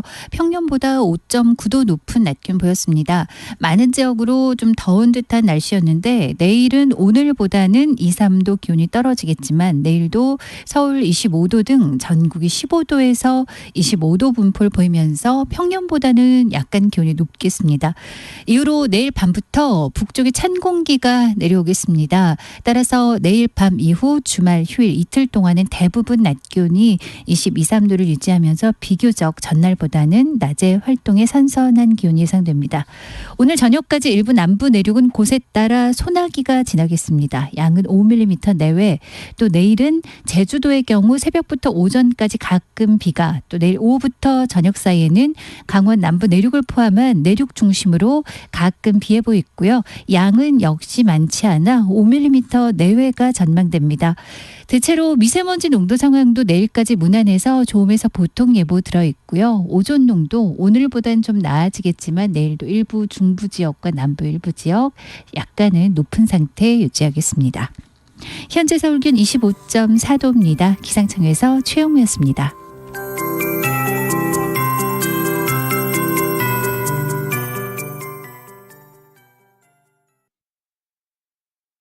정성을 다하는 국민의 방송 KBS가 6시를 알려드립니다. AM 711kHz, FM 97.3MHz, KBS 1라디오입니다. HLKA.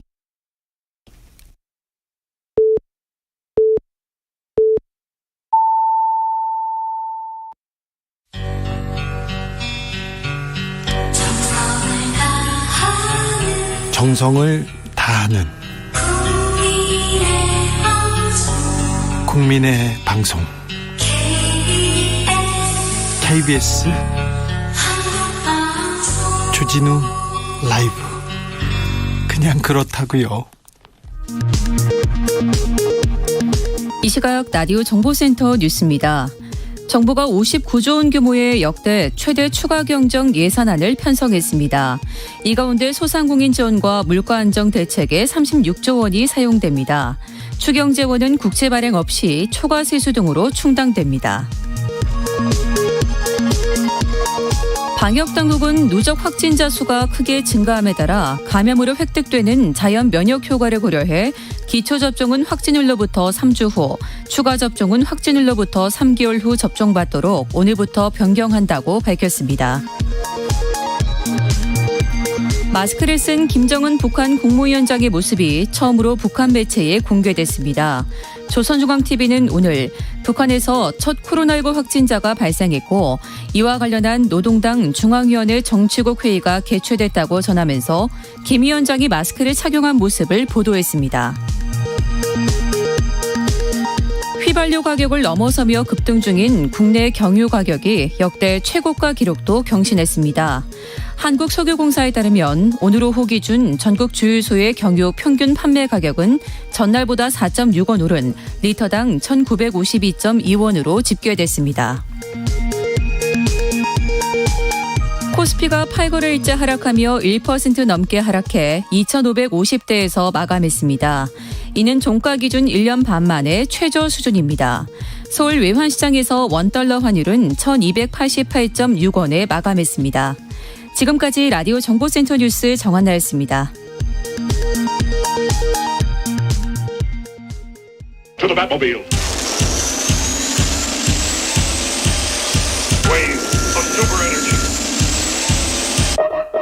주 기자의 1분.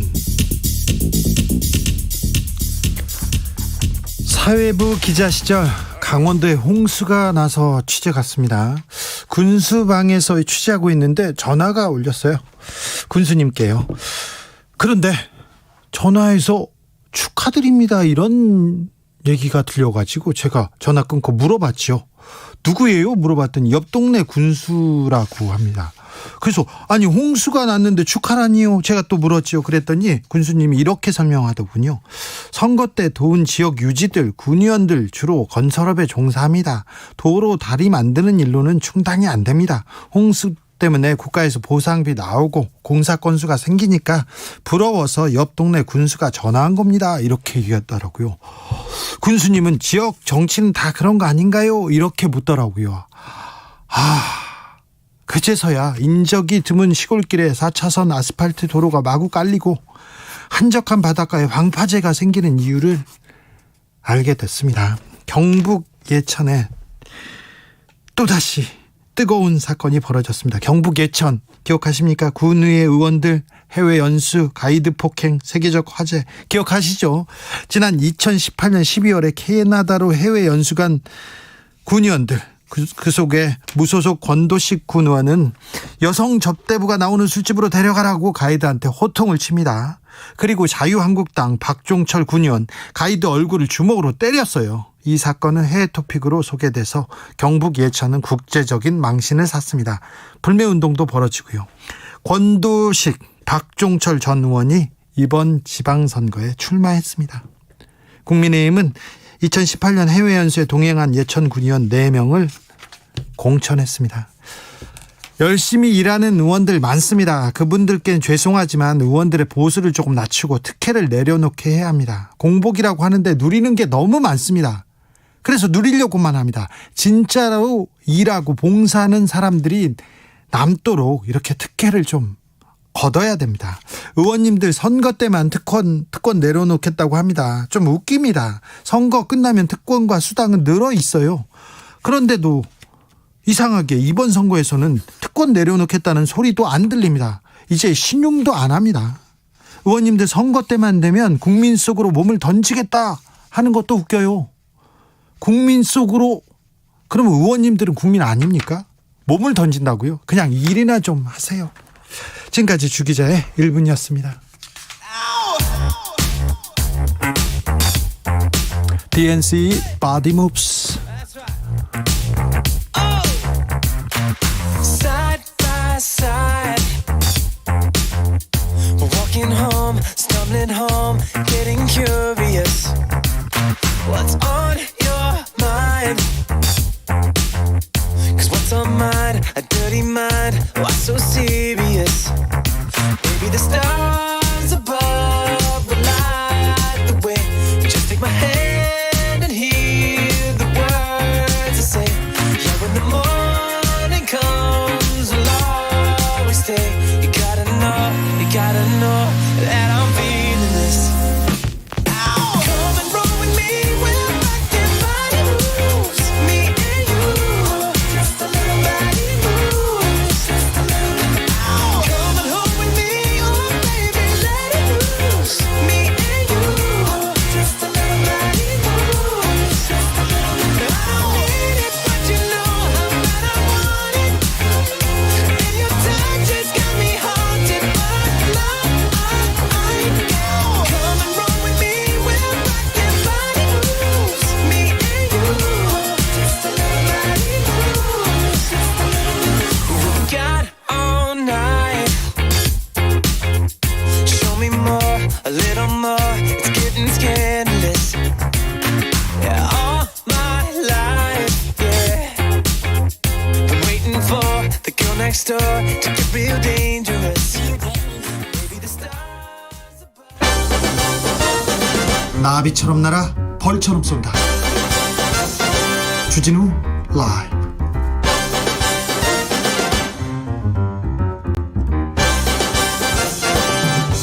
6일 지방선거 후보 릴레이 인터뷰 이어갑니다. 지방선거 20일 남았습니다. 이제 후보 등록 시작됐는데요.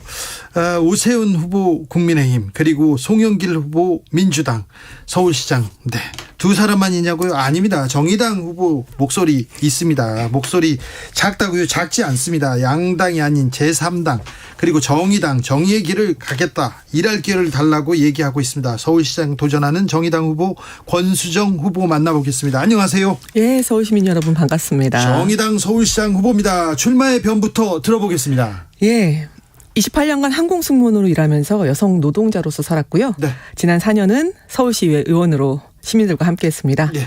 서울을 끊임없이 개발하고 끊임없이 밀집되게 만들어왔던, 그렇지만 실업률은 가장 높고 무주택자 비율도 가장 높고 교통 혼잡도 가장 심하고 이곳에서 시민들의 삶, 특히 노동자 시민의 삶, 세입자 시민의 삶이 정말로 팍팍합니다. 네.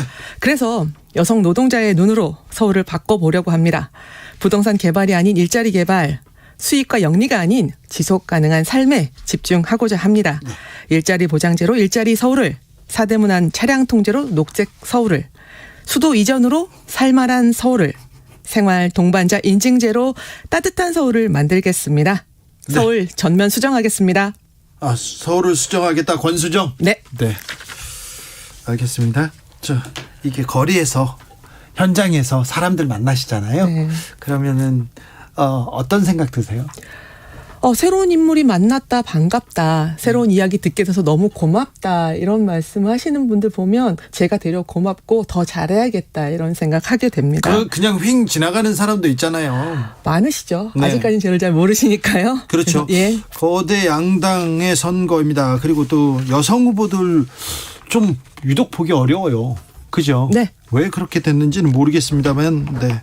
아무튼 존재감을 보여주십시오 하는 분들 많습니다. 자, 지금 서울시장은 오세훈 시장입니다. 국민의힘에. 네. 어떻게 보십니까? 오세훈 시장과는 시의회에서도 많이 마주쳤는데요. 글쎄요. 토론 과정이나 시정 질문 과정에서도 튀어나가시는 모습도 봤고, 이번에 또 토론 안 하시겠다 말씀하셨잖아요. 겉으로 보면 대단히 젠틀해 보이지만 도전하는 도전자나 시민들의 말에 경청하지 않는, 어떻게 보면 또 대단히 권위적인 모습을 가진 분이 아닐까, 이런 생각도 또 하게 되는 것 같습니다. 권위적입니까? 저는 네. 그리고 이렇게 시민들에게 목소리를 들려드려야 되고 정책을 말씀드려야 되는 자리에조차도 네. 이제 뽑힌 시장처럼 이미 이렇게 행동하시는 것은 대단히 권위적이지 않다면 설명되지 않지 않을까요? 네. 또 민주당 송영길 후보는요? 송영길 후보 이번에 출마를 안 하셨으면 어땠을까, 더 좋았을 거라는 생각이 좀 드는데요. 이번에 나오시면서 그 인천시장 하다가 서울시장으로 나오신 거잖아요. 무슨 도장 깨기 하러 나오는 것도 아니고 좀 이상하다는 생각이 좀 들기도 하고요. 또한 유엔본부 5본부 유치하시겠다고 말씀하시는데 이미 박남춘 후보가 인천에 유치하겠다, 지금 또 같은 당끼리 좀 싸움 붙어 있는 상황이 돼버렸네요. 네. 이거 좀 정리하실 필요가 있을 것 같고, 인천 시민에 대한 배신이다, 아니면 서울에서 또 인천에서 했던 거 우려먹기 아닌가, 이런 우려들도 있는 것 같아요. 586 용태론을 또한 말씀하셔놓고 586 본인은 용태 안 하시는, 이런 것 때문에 민주당 내에서도 컷오프를 네, 했던 거 아닌가 싶은데요. 방금 방금 서울의 문제점 얘기를 이렇게 조목조목 하셨는데 뭐가 문제일까요? 서울의 문제요. 저는 이번에 왜 그렇게 문제가 많은 병을 앓고 있는 도시가 됐을까요? 저는 서울의 문제는 결국은 너무나 많이 몰려있기 때문에, 과밀화되어 있기 때문에라고 말씀을 좀 드리고 싶습니다. 제가 1호 공약으로 이미 말씀드린 것이 서울의 과밀을 해소하고 지역 균형 발전을 위해서 수도를 서울에서 이전하자, 이렇게 말씀드리고 있거든요. 서울시장이 수도 옮기자고 얘기합니까? 근데 저만 말씀드린 게 아니라 네. 사실은 이전에도 민주당도 사실은 수도 이전하라고 말씀을 해오셨어요. 네. 맞잖아요. 네. 결국은 말했던 걸 실천하지 않아서의 문제이긴 한데요. 서울이 지금 과밀로 인해서 기후위기에서 가장 취약한 도시가 된 것이고요. 또한 세입자의 문제나 부동산의 문제나 주거 불평등, 아니면 여러 가지 일자리의 문제, 청년의, 그다음에 출생률의 문제 등등이 다 이것에서부터 기인한다고 보고 있어서요. 가장 먼저 수도 이전을 통한 서울의 과밀화 해소가 주요하다라는 말씀을 좀 드리고 있습니다. 네. 오세훈 후보하고 송영길 후보 서로 실패한 후보라고 이렇게 지적하고 있잖아요. 네. 근데 이렇게 제3자가 보면 누가 네, 오세훈 시장께서는 송영길 후보한테 네. 실패한 시장이라고 말씀하시고 네. 또한 송영길 후보는 오세훈 후보께 예. 또한 도망간 시장, 네. 먹튀 아무튼 시장이라고. 둘 다 실패했다고 하는데 근데 저도 똑같이 사실은 공감합니다. 어쩜 제가 표현하고 싶은 말을 그대로 표현하시는지 모르겠는데요. 그럼 누가 더 실패했어요?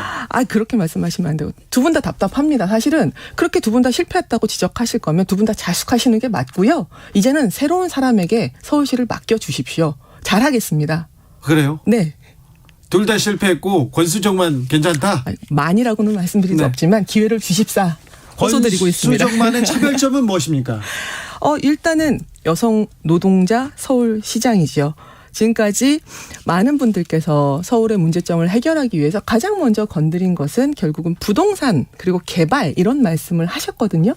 근데 저는 일자리를 개발하는 그런 서울시장이 되겠다 이렇게 말씀드리겠습니다.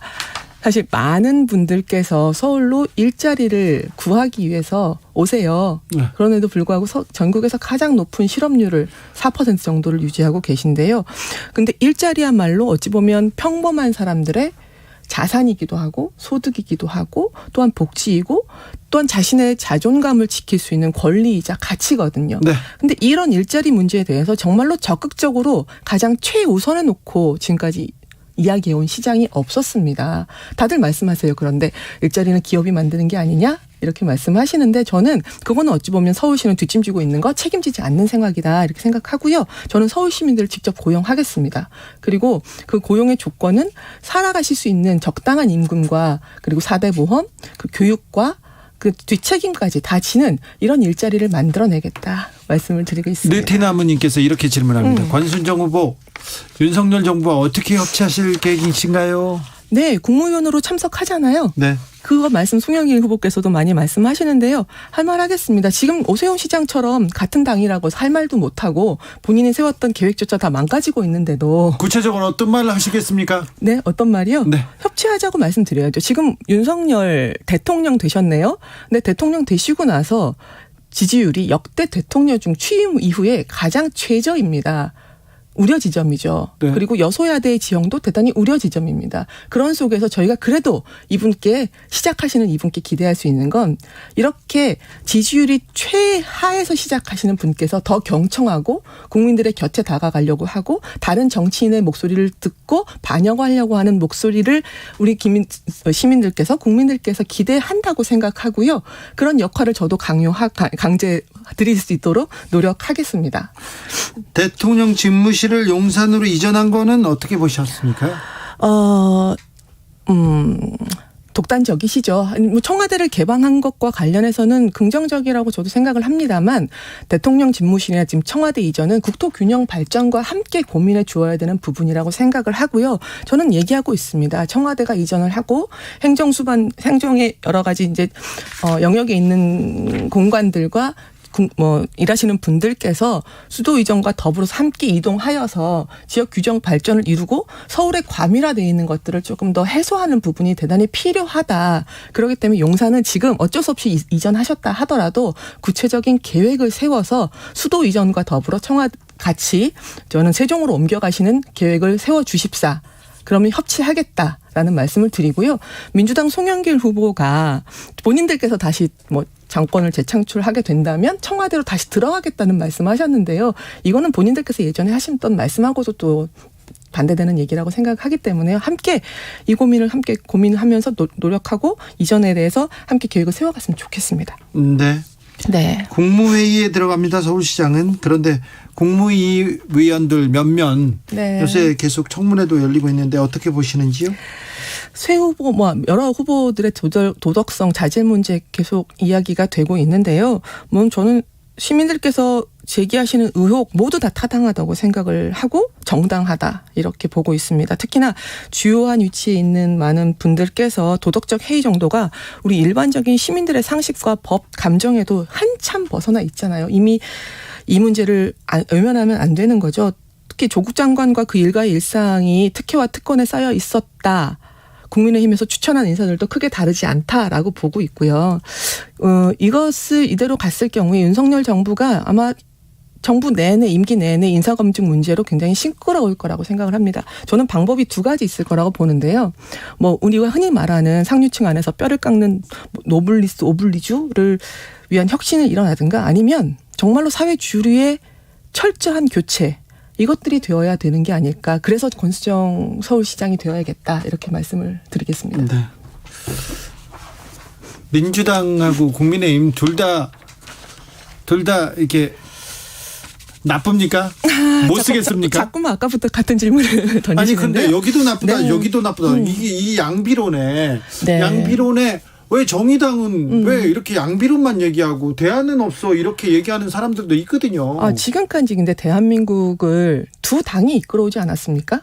정치를 예? 시민의 삶을 다뤘던 정치 영역에서 이 당이 못한다 그러면 저 당을 뽑아왔고요. 이 당이 나쁘다 그러면 저 당보다는 낫다고 이야기해왔습니다. 그렇게 철저히 두 당 기득권 양당 체제 하에서 우리 시민들의 삶이 이렇게 망가져 왔거든요. 그렇기 때문에 누구 하나 뭐 어떤 분들이 어떤 정당들이 더 못됐다라고 이야기하기보다는 이제는 좀 더 다른 대안에 주목해 주십사. 다른 이야기를 하는 정의당에 함께 좀 서주십사라는 부탁을 드리고 저희도 부족한 부분이 많이 있습니다. 망가져가는 생활 속에서 그런데 왜 사람들은 대안을 찾지 않는 걸까요? 왜 정의당을 찾지 않는 걸까요? 저희가 조금 더 잘 듣겠습니다. 많은 말씀해 주시고요. 우리나라 정당 체제가 지금까지 양당이 그리고 1등만 당선되는 이 구조 속에서 아주 답답한 결정 등을 그리고 지난 대선에서도 덜 나쁜 사람을 뽑자라는 그런 결정 등을 힘들게 하셨을 거라고 보시는데요.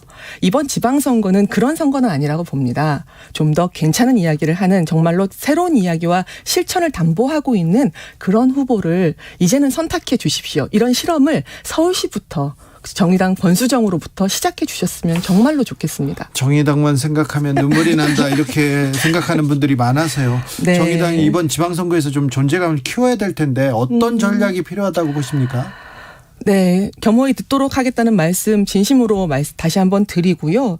이번에 뭐 정치적인 지형의 문제, 특히나 진보 정치의 다급함과 안타까움과 더불어 기후위기에 대응하는 이 정치 세력의 답답함에 대응하기 위해서 진보정당 단일화를 이뤄냈습니다. 네. 진보당, 정의당, 녹색당 그리고 노동당이 함께 모여서 정의당 서울시장 후보는 권수정으로 단일화시켜 주셨습니다. 이렇게 세 가지의 세 명이 후보가 다른 이야기로서 평가받고 그리고 대안을 세워가는 그런 선거가 되도록 노력하겠습니다. 심은정님께서 수도 이전 민주당이 못한 게 아니라 관습 헌법 때문에 불가하다는 판결 때문이지 않습니까? 얘기하는 분이 있고요. 5867님. 네. 일자리를 많이 만들겠다고 하면 서울 인구가 더 늘어나서 과밀 해소 어렵지 않을까요? 이렇게 우려하는 사람도 있습니다. 자, 마지막으로 서울 시민의 민심을 얻기 위한 권수정, 서울시를 수정하겠다는 권수정의 각오 들어보겠습니다. 드리고 싶은 말씀이 너무나 많고요. 저에게 주어진 시간은 너무나 짧습니다. 그런데 이 이야기는 하고 싶습니다. 지금 강남의 한 SPC 파리바게트 본사 앞에는 46일째 단식을 하는 청년 여성 노동자가 있습니다. 임종린입니다. 이 이름을 기억해 주십시오. 점심시간 1시간을 보장해달라. 임신하면 모성보호의 권리를 누릴 수 있게 해달라. 우리가 너무나 당연하게 생각하고 상식적인 요구인데 지금 50일째 곡기를 끊고 있습니다. 그 말을 안 들어줘요? 그런데 서울시를 책임지겠다고 하는 서울시장 누구 하나도 이것을 바라보지 않습니다. 저는 여러분과 가장 닮은 얼굴을 한 후보로서 이 노동하는 땀 흘리는 시민들의 아픔과 그 값어치에 집중하겠습니다. 그리고 끝까지 함께 하겠습니다. 서울을 그런 도시로, 사람이 있는 도시로 바꿔주십시오. 권수정을 선택해 주셨으면 좋겠습니다. 지금까지 권수정 정의당 서울시장 후보였습니다. 감사합니다. 네, 고맙습니다. 국민의힘 오세훈 후보에게 인터뷰 요청 계속 드리는데요. 일정이 계속 안 된답니다. 모시고 싶은데요. 네, 모실 수 있을지는 모르겠으나 저희들은 모든 노력을 다 하겠습니다. 정치 피로, 사건 사고로 인한 피로, 고달픈 일상에서 오는 피로. 오늘 시사하셨습니까? 경험해보세요. 들은 날과 안 들은 날의 차이. 여러분의 피로를 날려줄 저녁 한 끼 시사. 추진우 라이브.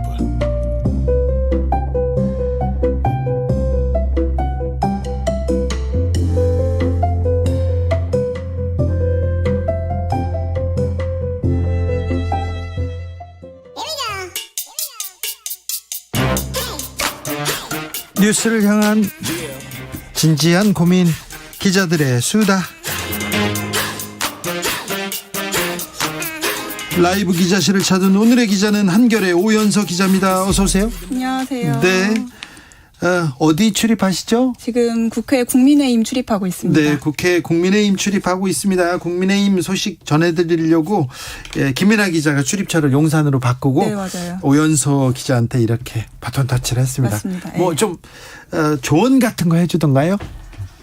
워낙 라디오 방송을 해본 적이 없었어서 네. 최대한 떨지 말라고 네. 그런 조언 많이 해주셨습니다. 안 떠네요? 떨고 있습니다. 어우, 저는 엄청 떨었는데. 자, 어떤 얘기 준비하셨어요? 네, 오늘 국무회의 소식을 먼저 전해드리려고 합니다. 오늘 코로나 영업 제한으로 피해를 본 소상공인 자영업자 370만 명에게 1인당 최소 600만 원에서 1000만 원을 지급하는 내용의 추경안이 오늘 윤석열 정부 첫 국무회의에서 의결이 됐습니다. 첫 국무회의였습니다. 네. 그러면 소상공인들한테 다 600만 원은 준답니까? 그러니까 손실 피해를 입은 소상공인을 추산을 했을 때 370만 명이 나온 거거든요. 얼마나 들어요, 이거? 총 금액은 59조 4천억 원인데 여기서 이제 지방으로 가는 금액을 빼고 나면 36조 4천억 원 규모가 됩니다. 그래요. 36조. 네. 자, 본회의는 언제 통과됩니까? 이제 슬슬 국회에서도 이제 상임위에서도 이제 서로 추경하자고는 했으니까 예. 이거 추경안은 통과될 것으로 보이는데 본회의를 이렇게 통과해야 되는 언제쯤이요? 한 26일쯤으로 목표를 잡고 여야가 이제 일정 협의를 진행할 예정입니다. 아무튼 지방선거 전에는 그렇죠. 손실보상금이 나갈 것 같습니다. 네. 자, 국민의힘에서는 좀 희망적인 얘기를 할 것 같아요. 그렇죠. 아무래도 이 공약이 윤석열 대통령의 1호 공약이었잖아요. 네. 소상공인 600만 원 지급한다는 공약. 그래서 이 공약을 이행하게 된 데 굉장히 큰 의미를 부여하고 있고요.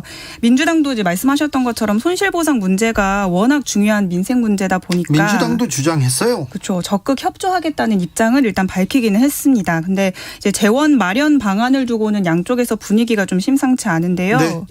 네, 정부가 어제 이제 추경 재원으로 53조 원의 초과 세수를 활용하기로 발표를 한 데 대해서 민주당이 어떻게 갑자기 이렇게 초과 세수가 늘 수가 있냐 53조 원으로 좀 이상하다라고 하면서 문제 제기를 하기 시작을 했거든요. 예. 그래서 이제 민주당 차원에서는 아예 따로 추경안을 제시하기도 했습니다. 그러니까 국민의힘에서 제시한 33조 원보다 더 많은 46조 9천억 원 규모의 자체 추경안도 내놓으면서 양쪽이 일단은 협조를 하면서 추경안을 처리하자고는 했지만 그 과정에서 공방은 좀 치열할 걸로 보입니다. 그러네요. 네. 추경 재원 어떻게 마련할 것인가. 아무튼 국회는 쉽게 합의하는 곳은 아닙니다. 뭘 하더라도 좀 뒤에서 싸우고 있는데 건전한 싸움, 국민을 위한 싸움이어야 되는데 네. 오늘 첫 번째 국무회의였는데 누구 참석했습니까? 일단은 윤석열 대통령을 포함해서 새 정부 국무위원은 총 10명이 참여를 했습니다. 그 얘기 하기 전에 이제 국무회의 요건에 대해서 간략하게 좀 설명을 하자면 네. 국무회의가 열리려면 국무위원 11명이 참석을 해야 되거든요. 절반 이상. 그렇죠.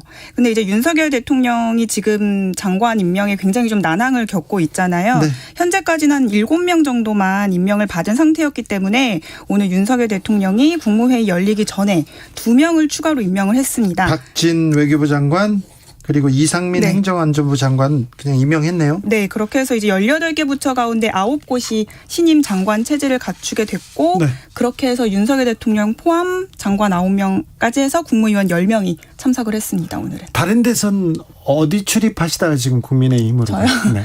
저는 지금 사회부에서 2년 정도. 사회부에 있다가 정치부로 왔어요? 네, 맞습니다. 정치부로 딱 오니까 국민의힘 딱 가니까 분위기가 어떻습니까? 싸늘하죠.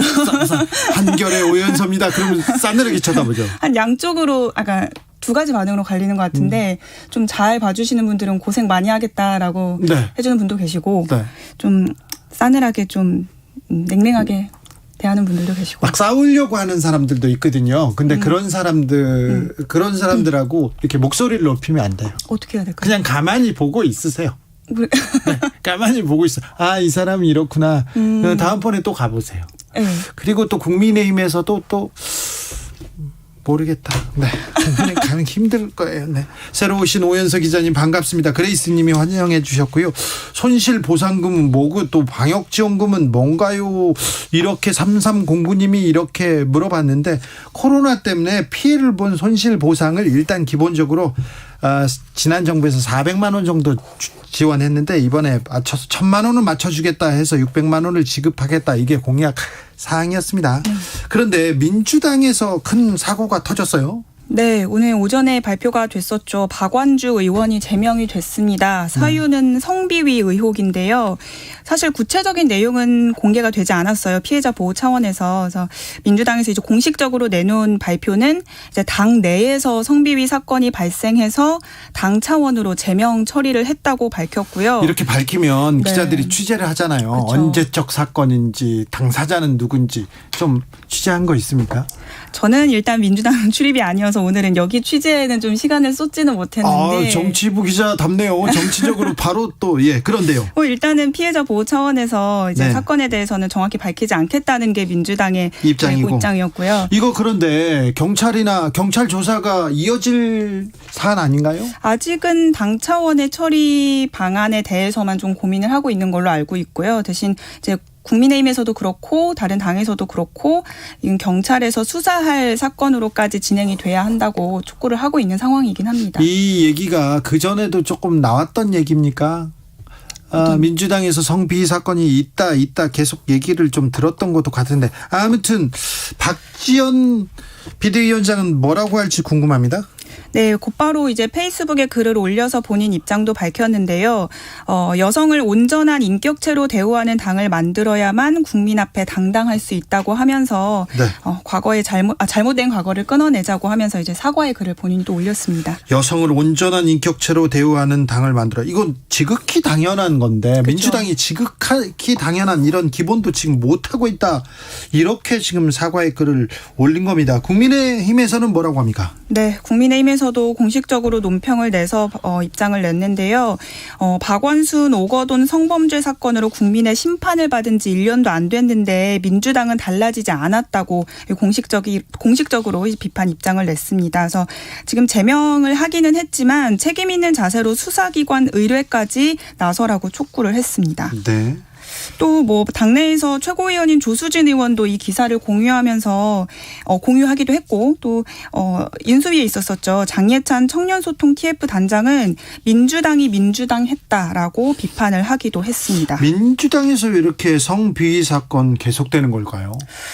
글쎄요, 이게 어느 한 당만의 문제는 아닌 것 같은데 우리 사회에서 어쨌든 이런 권력형 성범죄가 아직도 좀 이렇게 많이 발생을 했는데도 불구하고 끊이지 않고 있다는 생각이 좀 착잡함이 드네요. 그렇죠. 좀 나아질 거라고 생각했는데 아직은 갈 길이 먼 것 같습니다. 네. 이거 지방선거에 큰 영향 미치지 않을까요? 국민의힘에서 아주 벼르고 있기 때문에 당연히 좀 영향을 미칠 거라고 보는데요. 네. 그 민주당 내에서는 돌발 악재를 만났다는 얘기가 나오고 있다고 합니다. 그렇죠. 이 박완주 의원이 중진 의원이잖아요. 삼선이요. 네, 삼선 중진 의원인데다가 당내에서 좀 수석 대변인이라든지 요직을 좀 거쳤고 대표적으로 또 586 그룹에 속하는 의원이거든요. 네. 그래서 이런 의원의 성비위 의혹으로 당내에서는 어떻게 대응해야 하느냐. 에 대한 비상이 좀 걸렸다는 얘기가 나오고 있고 또 말씀하셨지만 민주당 내에서 지금 이성 비위가 이번만 있었던 게 아니었잖아요. 네. 안희정 전 충남지사를 비롯해서 박원순 서울시장, 오거돈 부산시장에 이르기까지 이 반복된 성범죄로 국민 지탄을 받아왔기 때문에 또 이 사건이 지금 이 지방선거 20일을 앞두고 발생한 거거든요. 그래서 국민의힘도 이 두 전임 시장에 대한 성범죄 사건을 4.7 재보궐선거에서 공세를 펼쳤던 만큼 이번 선거에서도 이 사건을 좀 주요 공격 포인트로 삼지 않을까. 이미 당내에서는 좀 우리를 좀 도와주는 거 아니냐 이런 목소리도 나온다고 합니다. 권력형 성범죄, 권력이래. 힘 있는 사람들, 자리 있는 사람들, 권력형 성범죄. 이 부분에 대해서 정확하게 좀 인식해야 될 텐데 왜 이런 일이 계속될지 좀 안타깝습니다. 오연수님께서 오연서 기자님 응원해요 이렇게 얘기합니다. 오연수님께서 사회부에서 다루신 N번방 사건 기사 잘 봤습니다. 저도 잘 봤습니다. 감사합니다. 네, 그 얘기를 하려고 했는데 또 우리 청취자들이 이렇게 따뜻합니다. 오늘 6일 지방선거 후보 등록 시작됐어요. 어떤 후보들 주목받고 있습니까? 네, 오늘 내일이 후보 등록 기간입니다. 선거운동 기간은 19일부터 31일까지고요. 후보들 우리가 지금 알고 있는 주목받고 있는 후보들이 오늘 많이 등록을 했습니다. 후보 등록하고 사진 찍고 이건 또 관심 없고요. 그런데요. 네. 자, 각 당들 전략은 어떤가요?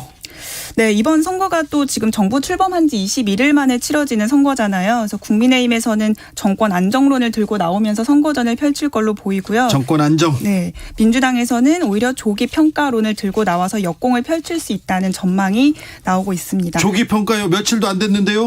뭐 어쨌든 며칠 안 됐지만 지금 새 정부가 지금 청사진을 그리지 못하고 있다 뭐 이런 비판들도 나오고 뿌려진 있잖아요. 면면 또 인물들 보면 또 관심 기대가 안 된다 이런 얘기도 있으니까요. 예, 논란도 많이 있고요. 그래서 또 무엇보다도 지금 국회 상황이 극단적으로 좀 여소야대 국면이기 때문에 국민의힘은 같이 치러지는 이 재보궐선거에서 한 의석수라도 더 차지하려고 굉장히 사활을 걸 걸로 보이고요. 특히 이재명 지사가 이번에 인천 계양을에 출마 선언을 했잖아요. 네. 그래서 이재명 때리기에 좀 집중할 걸로 보입니다. 네, 속보 알려드리겠습니다. 윤 대통령이 산자부 이창양, 중기부 이영 장관을 임명했습니다.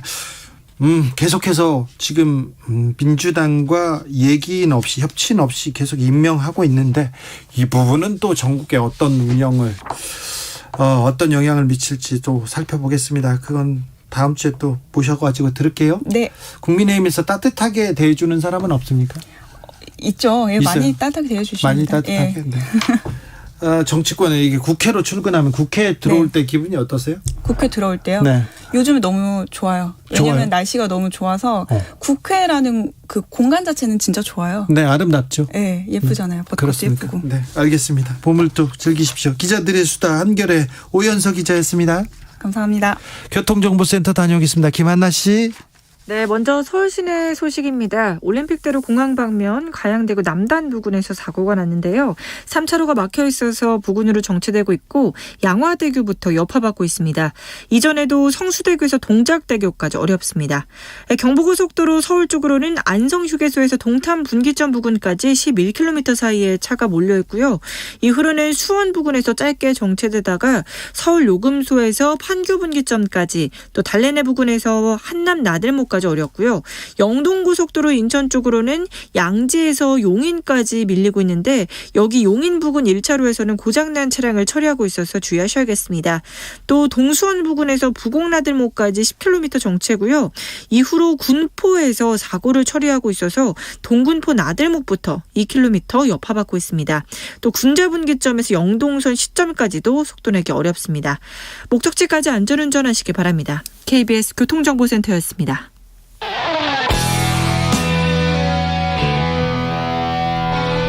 스치기만 해도 똑똑해진다. 드라이브 스루 시사 주진우 라이브.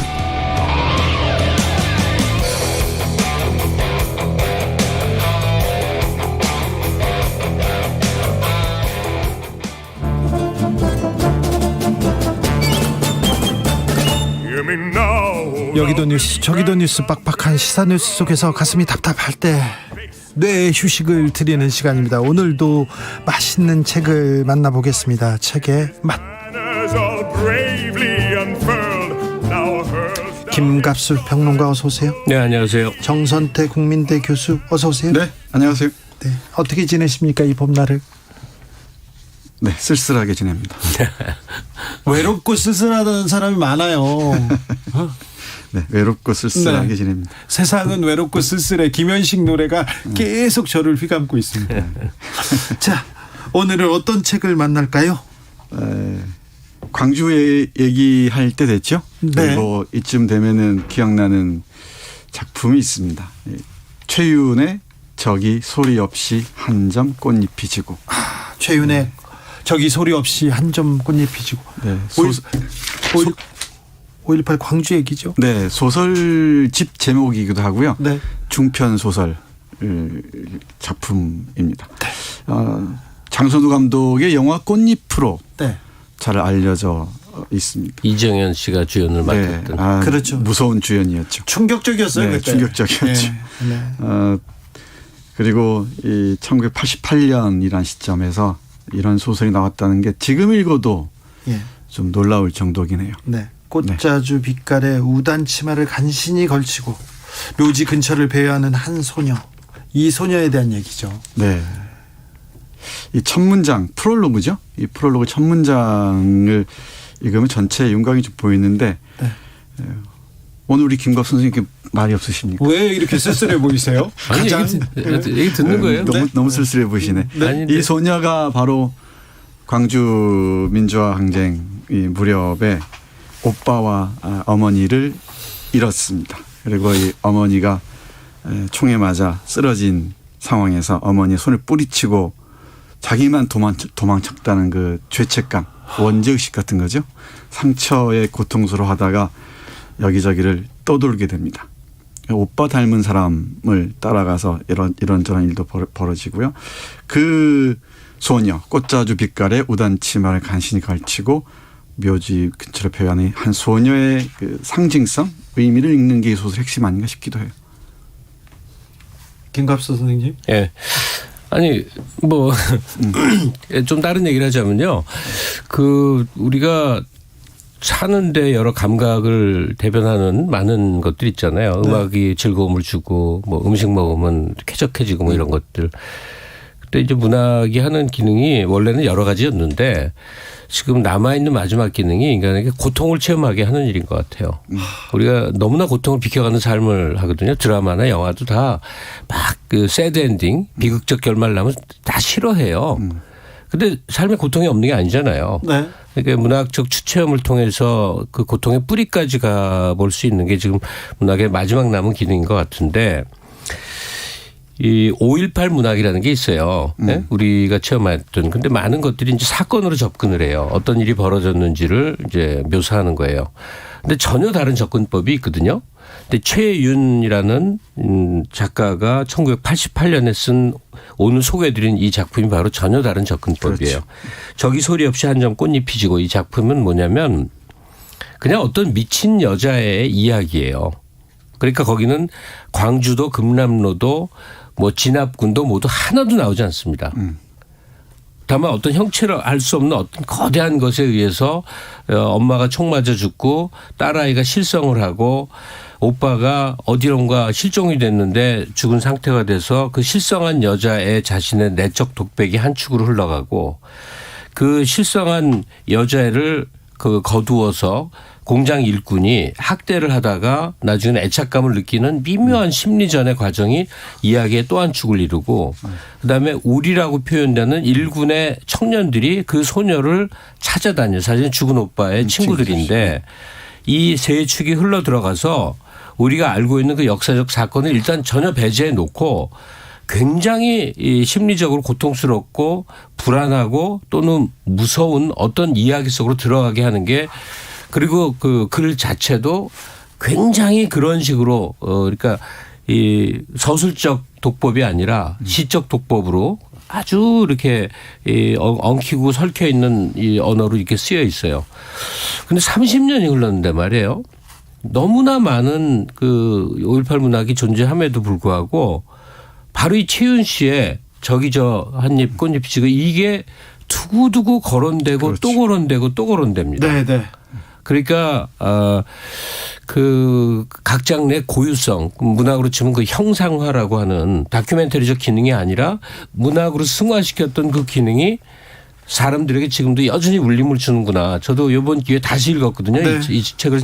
책이 어딘 사라졌더라고요. 그래서 새로 사서 다시 읽었는데 굉장히 뜨겁게 밀려오는 걸 느끼면서 야 이게 정말 이 시점에 다시 읽을 가치가 있는 역작이었구나 하는 걸 새삼 느꼈습니다. 맞습니다. 신성민이 5월은 애도의 계절입니다. 저희는 대학교 다니는 5월에 민주화운동하다가 학생운동하다가 하늘나라로 가신 분들이 많아가지고 5월이 거의 굉장히 뭐 장례를 치른 달이기도 하고 네. 추모의 달이기도 했는데 또 5.18에 대한 얘기를 안 할 수가 없네요. 네, 그런데 속보 잠깐 말씀드리겠습니다. 북한에서 동해상으로 탄도미사일을 발사했다고 합니다. 네. 아무튼 5월은 추모의 달입니다.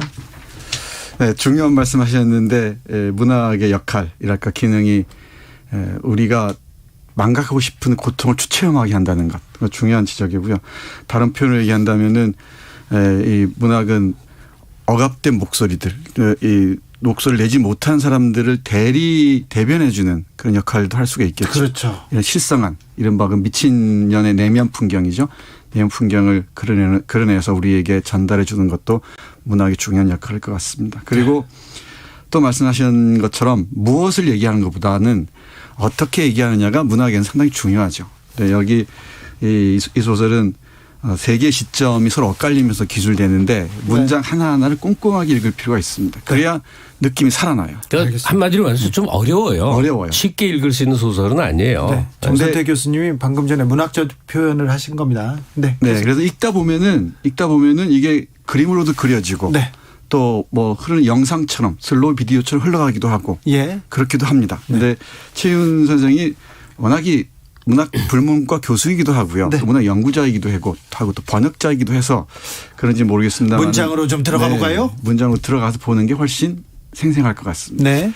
예, 그런데 이런 문장입니다. 그 마지막 총을 맞고 쓰러지는 장면을 묘사하는 부분인데요. 한번 들어보시죠. 갑자기 아우성이 터졌어. 저 앞에서 무슨 일이 일어나고 있었던 거야. 그리고 그 거대한 물살이 뿔뿔이 흩어지기 시작했어. 그 빛나던 얼굴이 일그러지고 찢기고 젖혀지면서 무더기로 바닥에 나뒹굴었어. 그래, 그 얼굴들을 똑같이 물들이고 있던 피, 빨간 피. 갑자기 그 큰 시가지가 비어지는 것처럼 사람들의 물살이 사방으로 흩어졌어. 악을 쓰면서 신음하면서 피를 토하면서 엎어지고 그 위로 떨어지는 광란의 막대기들, 번쩍이는 금속의 날들, 잔혹한 웃음을 낭자하게 흘리면서 도망가는 한 학대를 덮치는 얼굴들, 꺾이는 얼굴, 일그러진 얼굴들, 빛을 모두 잃은 순식간에 비어버린 얼굴들. 나는 도망가야만 했어. 이를테면 이런 문장들입니다. 그러니까 그 상황을 사실적으로 묘사하는 것보다 이게 시적으로 묘사하는 게 훨씬 충격이 강하게 와닿죠. 그 80년대 아주 큰 시위의 한가운데는 서울대 이해주 교수라고 있어요. 무용가인데. 네, 항상 오셨죠. 예, 원래 이 승무 전공한 분인데 이때부터는 그 살풀이굿 이 천을 확 찢으면서 가서 그 세계 언론에 다 나오고 그랬던 분이 1년 전에 이제 작고하셨거든요. 네. 그래서 어제 바로 그 추모 예술제를 했었어요. 예. 그 경기 아트센터라고 서울로 치면 세종문화회관 같은 데가 있어요. 네. 거기 갔었는데 뭐 당연히 이 정말 춤꾼들이 나와서 여러 공연들도 하고 뭐 다큐멘터리로 나왔는데 맨 끝에 그 현대무용단이 나와서 한 20분 정도에 걸쳐서 와 아무런 것도 없이 그 검은 옷 입은 채로 어떤 그 뭐라고 설명해야 되나 기괴한 그 소리에 멈춰서 몸짓을 하는데 거의 전율하는 체험을 했어요. 그러니까 이게 추상화의 힘이야. 그렇죠.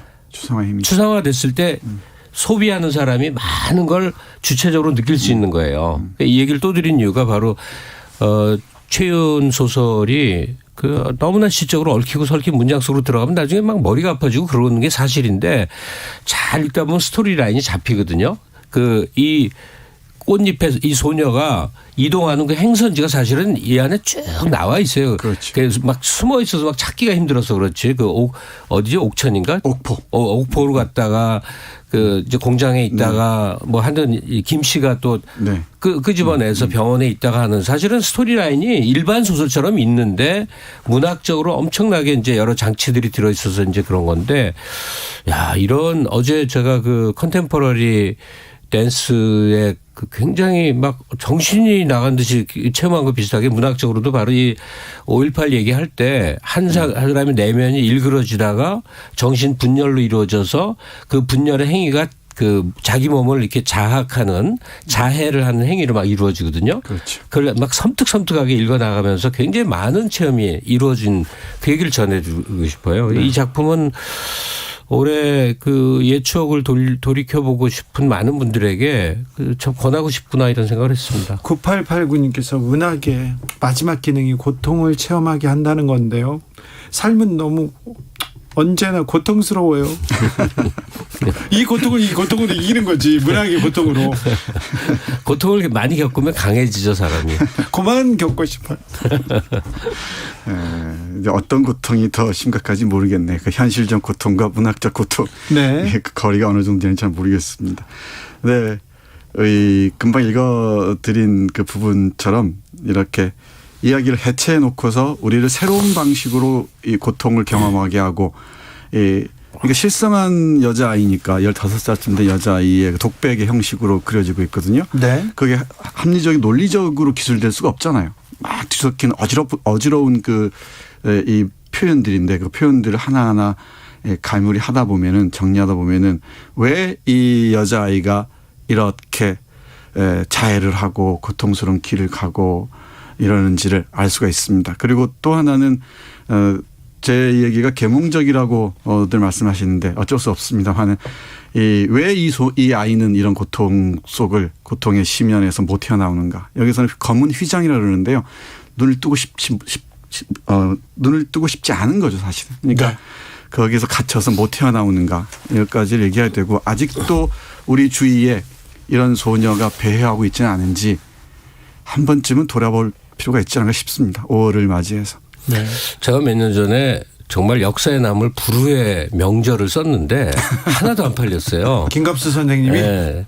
그 이유를 보니까 제목이 너무나 길고 이상해서 기억을 못하는 제목이 거야. 어떤 제목이에요?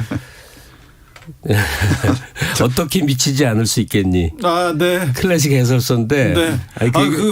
네. 그렇게 또 역사적 명전까지는 안 되겠던데요. 제 주관적으로. 아, 예. 바로 이 작품이 그래요. 최윤 씨 이 책 제목이 저기 소리 없이 한 점 꽃잎이 지고 이게 안 외지는 거야 이게. 이 최윤 꽃잎 이건 들어오는데 최윤 작가님이 여성 작가고 작가여서 이 좀 약간 시적인 표현이 중간중간에 들어가지 않습니까? 그래서 이렇게 담았는데. 상업성에 대한 생각이 전혀 없으신 거여서 그래서 제가 굳이 제목을 다시 강조해 드리는 거예요. 문학과 지성서에서 이번에 작년인가 이게 재출간이 된 거죠. 옛날 버전이 아니에요. 저도 이제 새로 사서. 제가 가지고 있는 게 옛날 버전입니다. 정신없는 삼님께서 소녀가 한 남자를 쫓아간 이유가 오빠를 닮았습니다. 이 마지막 부분 읽고 엉엉 울었네요. 이분은 제대로 읽은 사람이구나. 너무 슬퍼요. 그 미친 소녀가 어떤 공장 일꾼을 미친 듯이 쫓아가는 걸로 이야기가 시작되거든요. 그렇죠. 그러니까 그 소녀를 거둔 남자가 막 개패듯이 사람을 패버려요. 막 미친 애가 막 정신없이 구니까 그렇게 얘기는 시작이 되는데 상처 입은 사람들이죠. 네. 해서 저는 금방 청취자분께서 마지막 부분을 말씀하셨는데 이 프롤로그 부분, 맨 앞에 있는 프롤로그 부분을 꼭 기억하셨으면 좋겠다. 좀 읽어주세요. 읽어드리고 싶어요. 네. 이렇게 시작합니다. 당신이 어쩌다가 도시의 여러 곳에 누워있는 묘지 옆을 지날 때 당신은 꽃자주 빛깔의 우단 치마를 간신히 걸치고 묘지 근처를 배회하는 한 소녀를 만날지도 모릅니다. 그녀가 당신에게로 다가오더라도 걸음을 멈추지 말고 그녀가 지나간 후 뒤를 돌아보지도 마십시오. 찢어지고 때 묻은 치마폭 사이로 상처처럼 드러난 맨살이 행여 당신의 눈에 띄어도 아무것도 보지 못한 듯 고개를 숙이고 지나가 주십시오. 당신이 20대의 청년이라면 당신의 나이에 어쩔 수 없이 갖게 되는 야생의 빛나는 시선을 가지고 있다면 먼지 낀 때에 절어 가닥난 긴 머리채 시든 꽃송이로 화관 장식을 하고 꼭 당신을 바라보고 있지만 않은 초점 잃은 시선으로 그녀는 머리채에 꽂힌 꽃보다 더 붉은 웃음을 흘리면서 당신 뒤를 쫓아올 것입니다. 그리고 이어집니다. 브로콜리님께서 우크라이나 부모를 잃고 울며 걸어가던 아이도 생각납니다. 얘기하는데 그렇죠? 네. 우크라이나 상황을 보면서 우리도 저런 때가 있었지. 한국 전쟁이 있었고요. 그리고 5.18 때 생각하는 분들 많습니다. 네, 많습니다. 하나 이제 끝으로 덧붙이고 싶은데 그 문학 작품 원작으로 영화가 참 많이 만들어지는데 이 최윤 씨 소설을 영화로 만든 장선우 감독의 꽃잎은 정말 역작입니다. 네, 수작입니다. 그 장선우라는 감독이 거듭거듭 얘기될 정말 괴상한 사람입니다. 네. 한국 역사에 이 괴상한 예술가들이 좀 있는데 정말 괴상한 사람이에요. 네.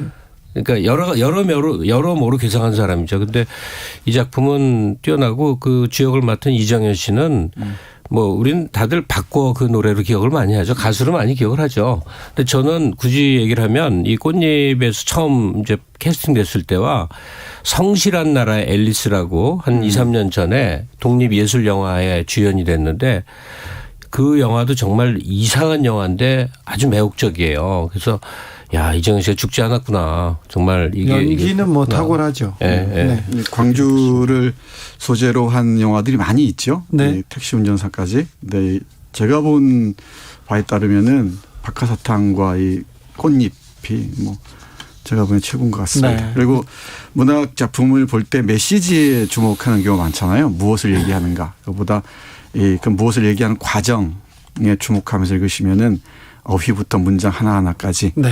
이 발화하는 방식까지 주목하다 보면 문학이 전혀 다르게 아마 다가올 겁니다. 저기 소리 없이 한 점 꽃잎이 지고를 읽고 이 영화 꽃잎을 보면 굉장히 많은 게 그렇죠. 네. 많은 생각이 들 것 같습니다. 2594님께서 영화 꽃잎이 다시 스쳐가요. 당시에 괜히 봤다 싶을 정도로 충격적이었거든요. 두 분 말씀 듣고 나니까 고통이 목적이었군요.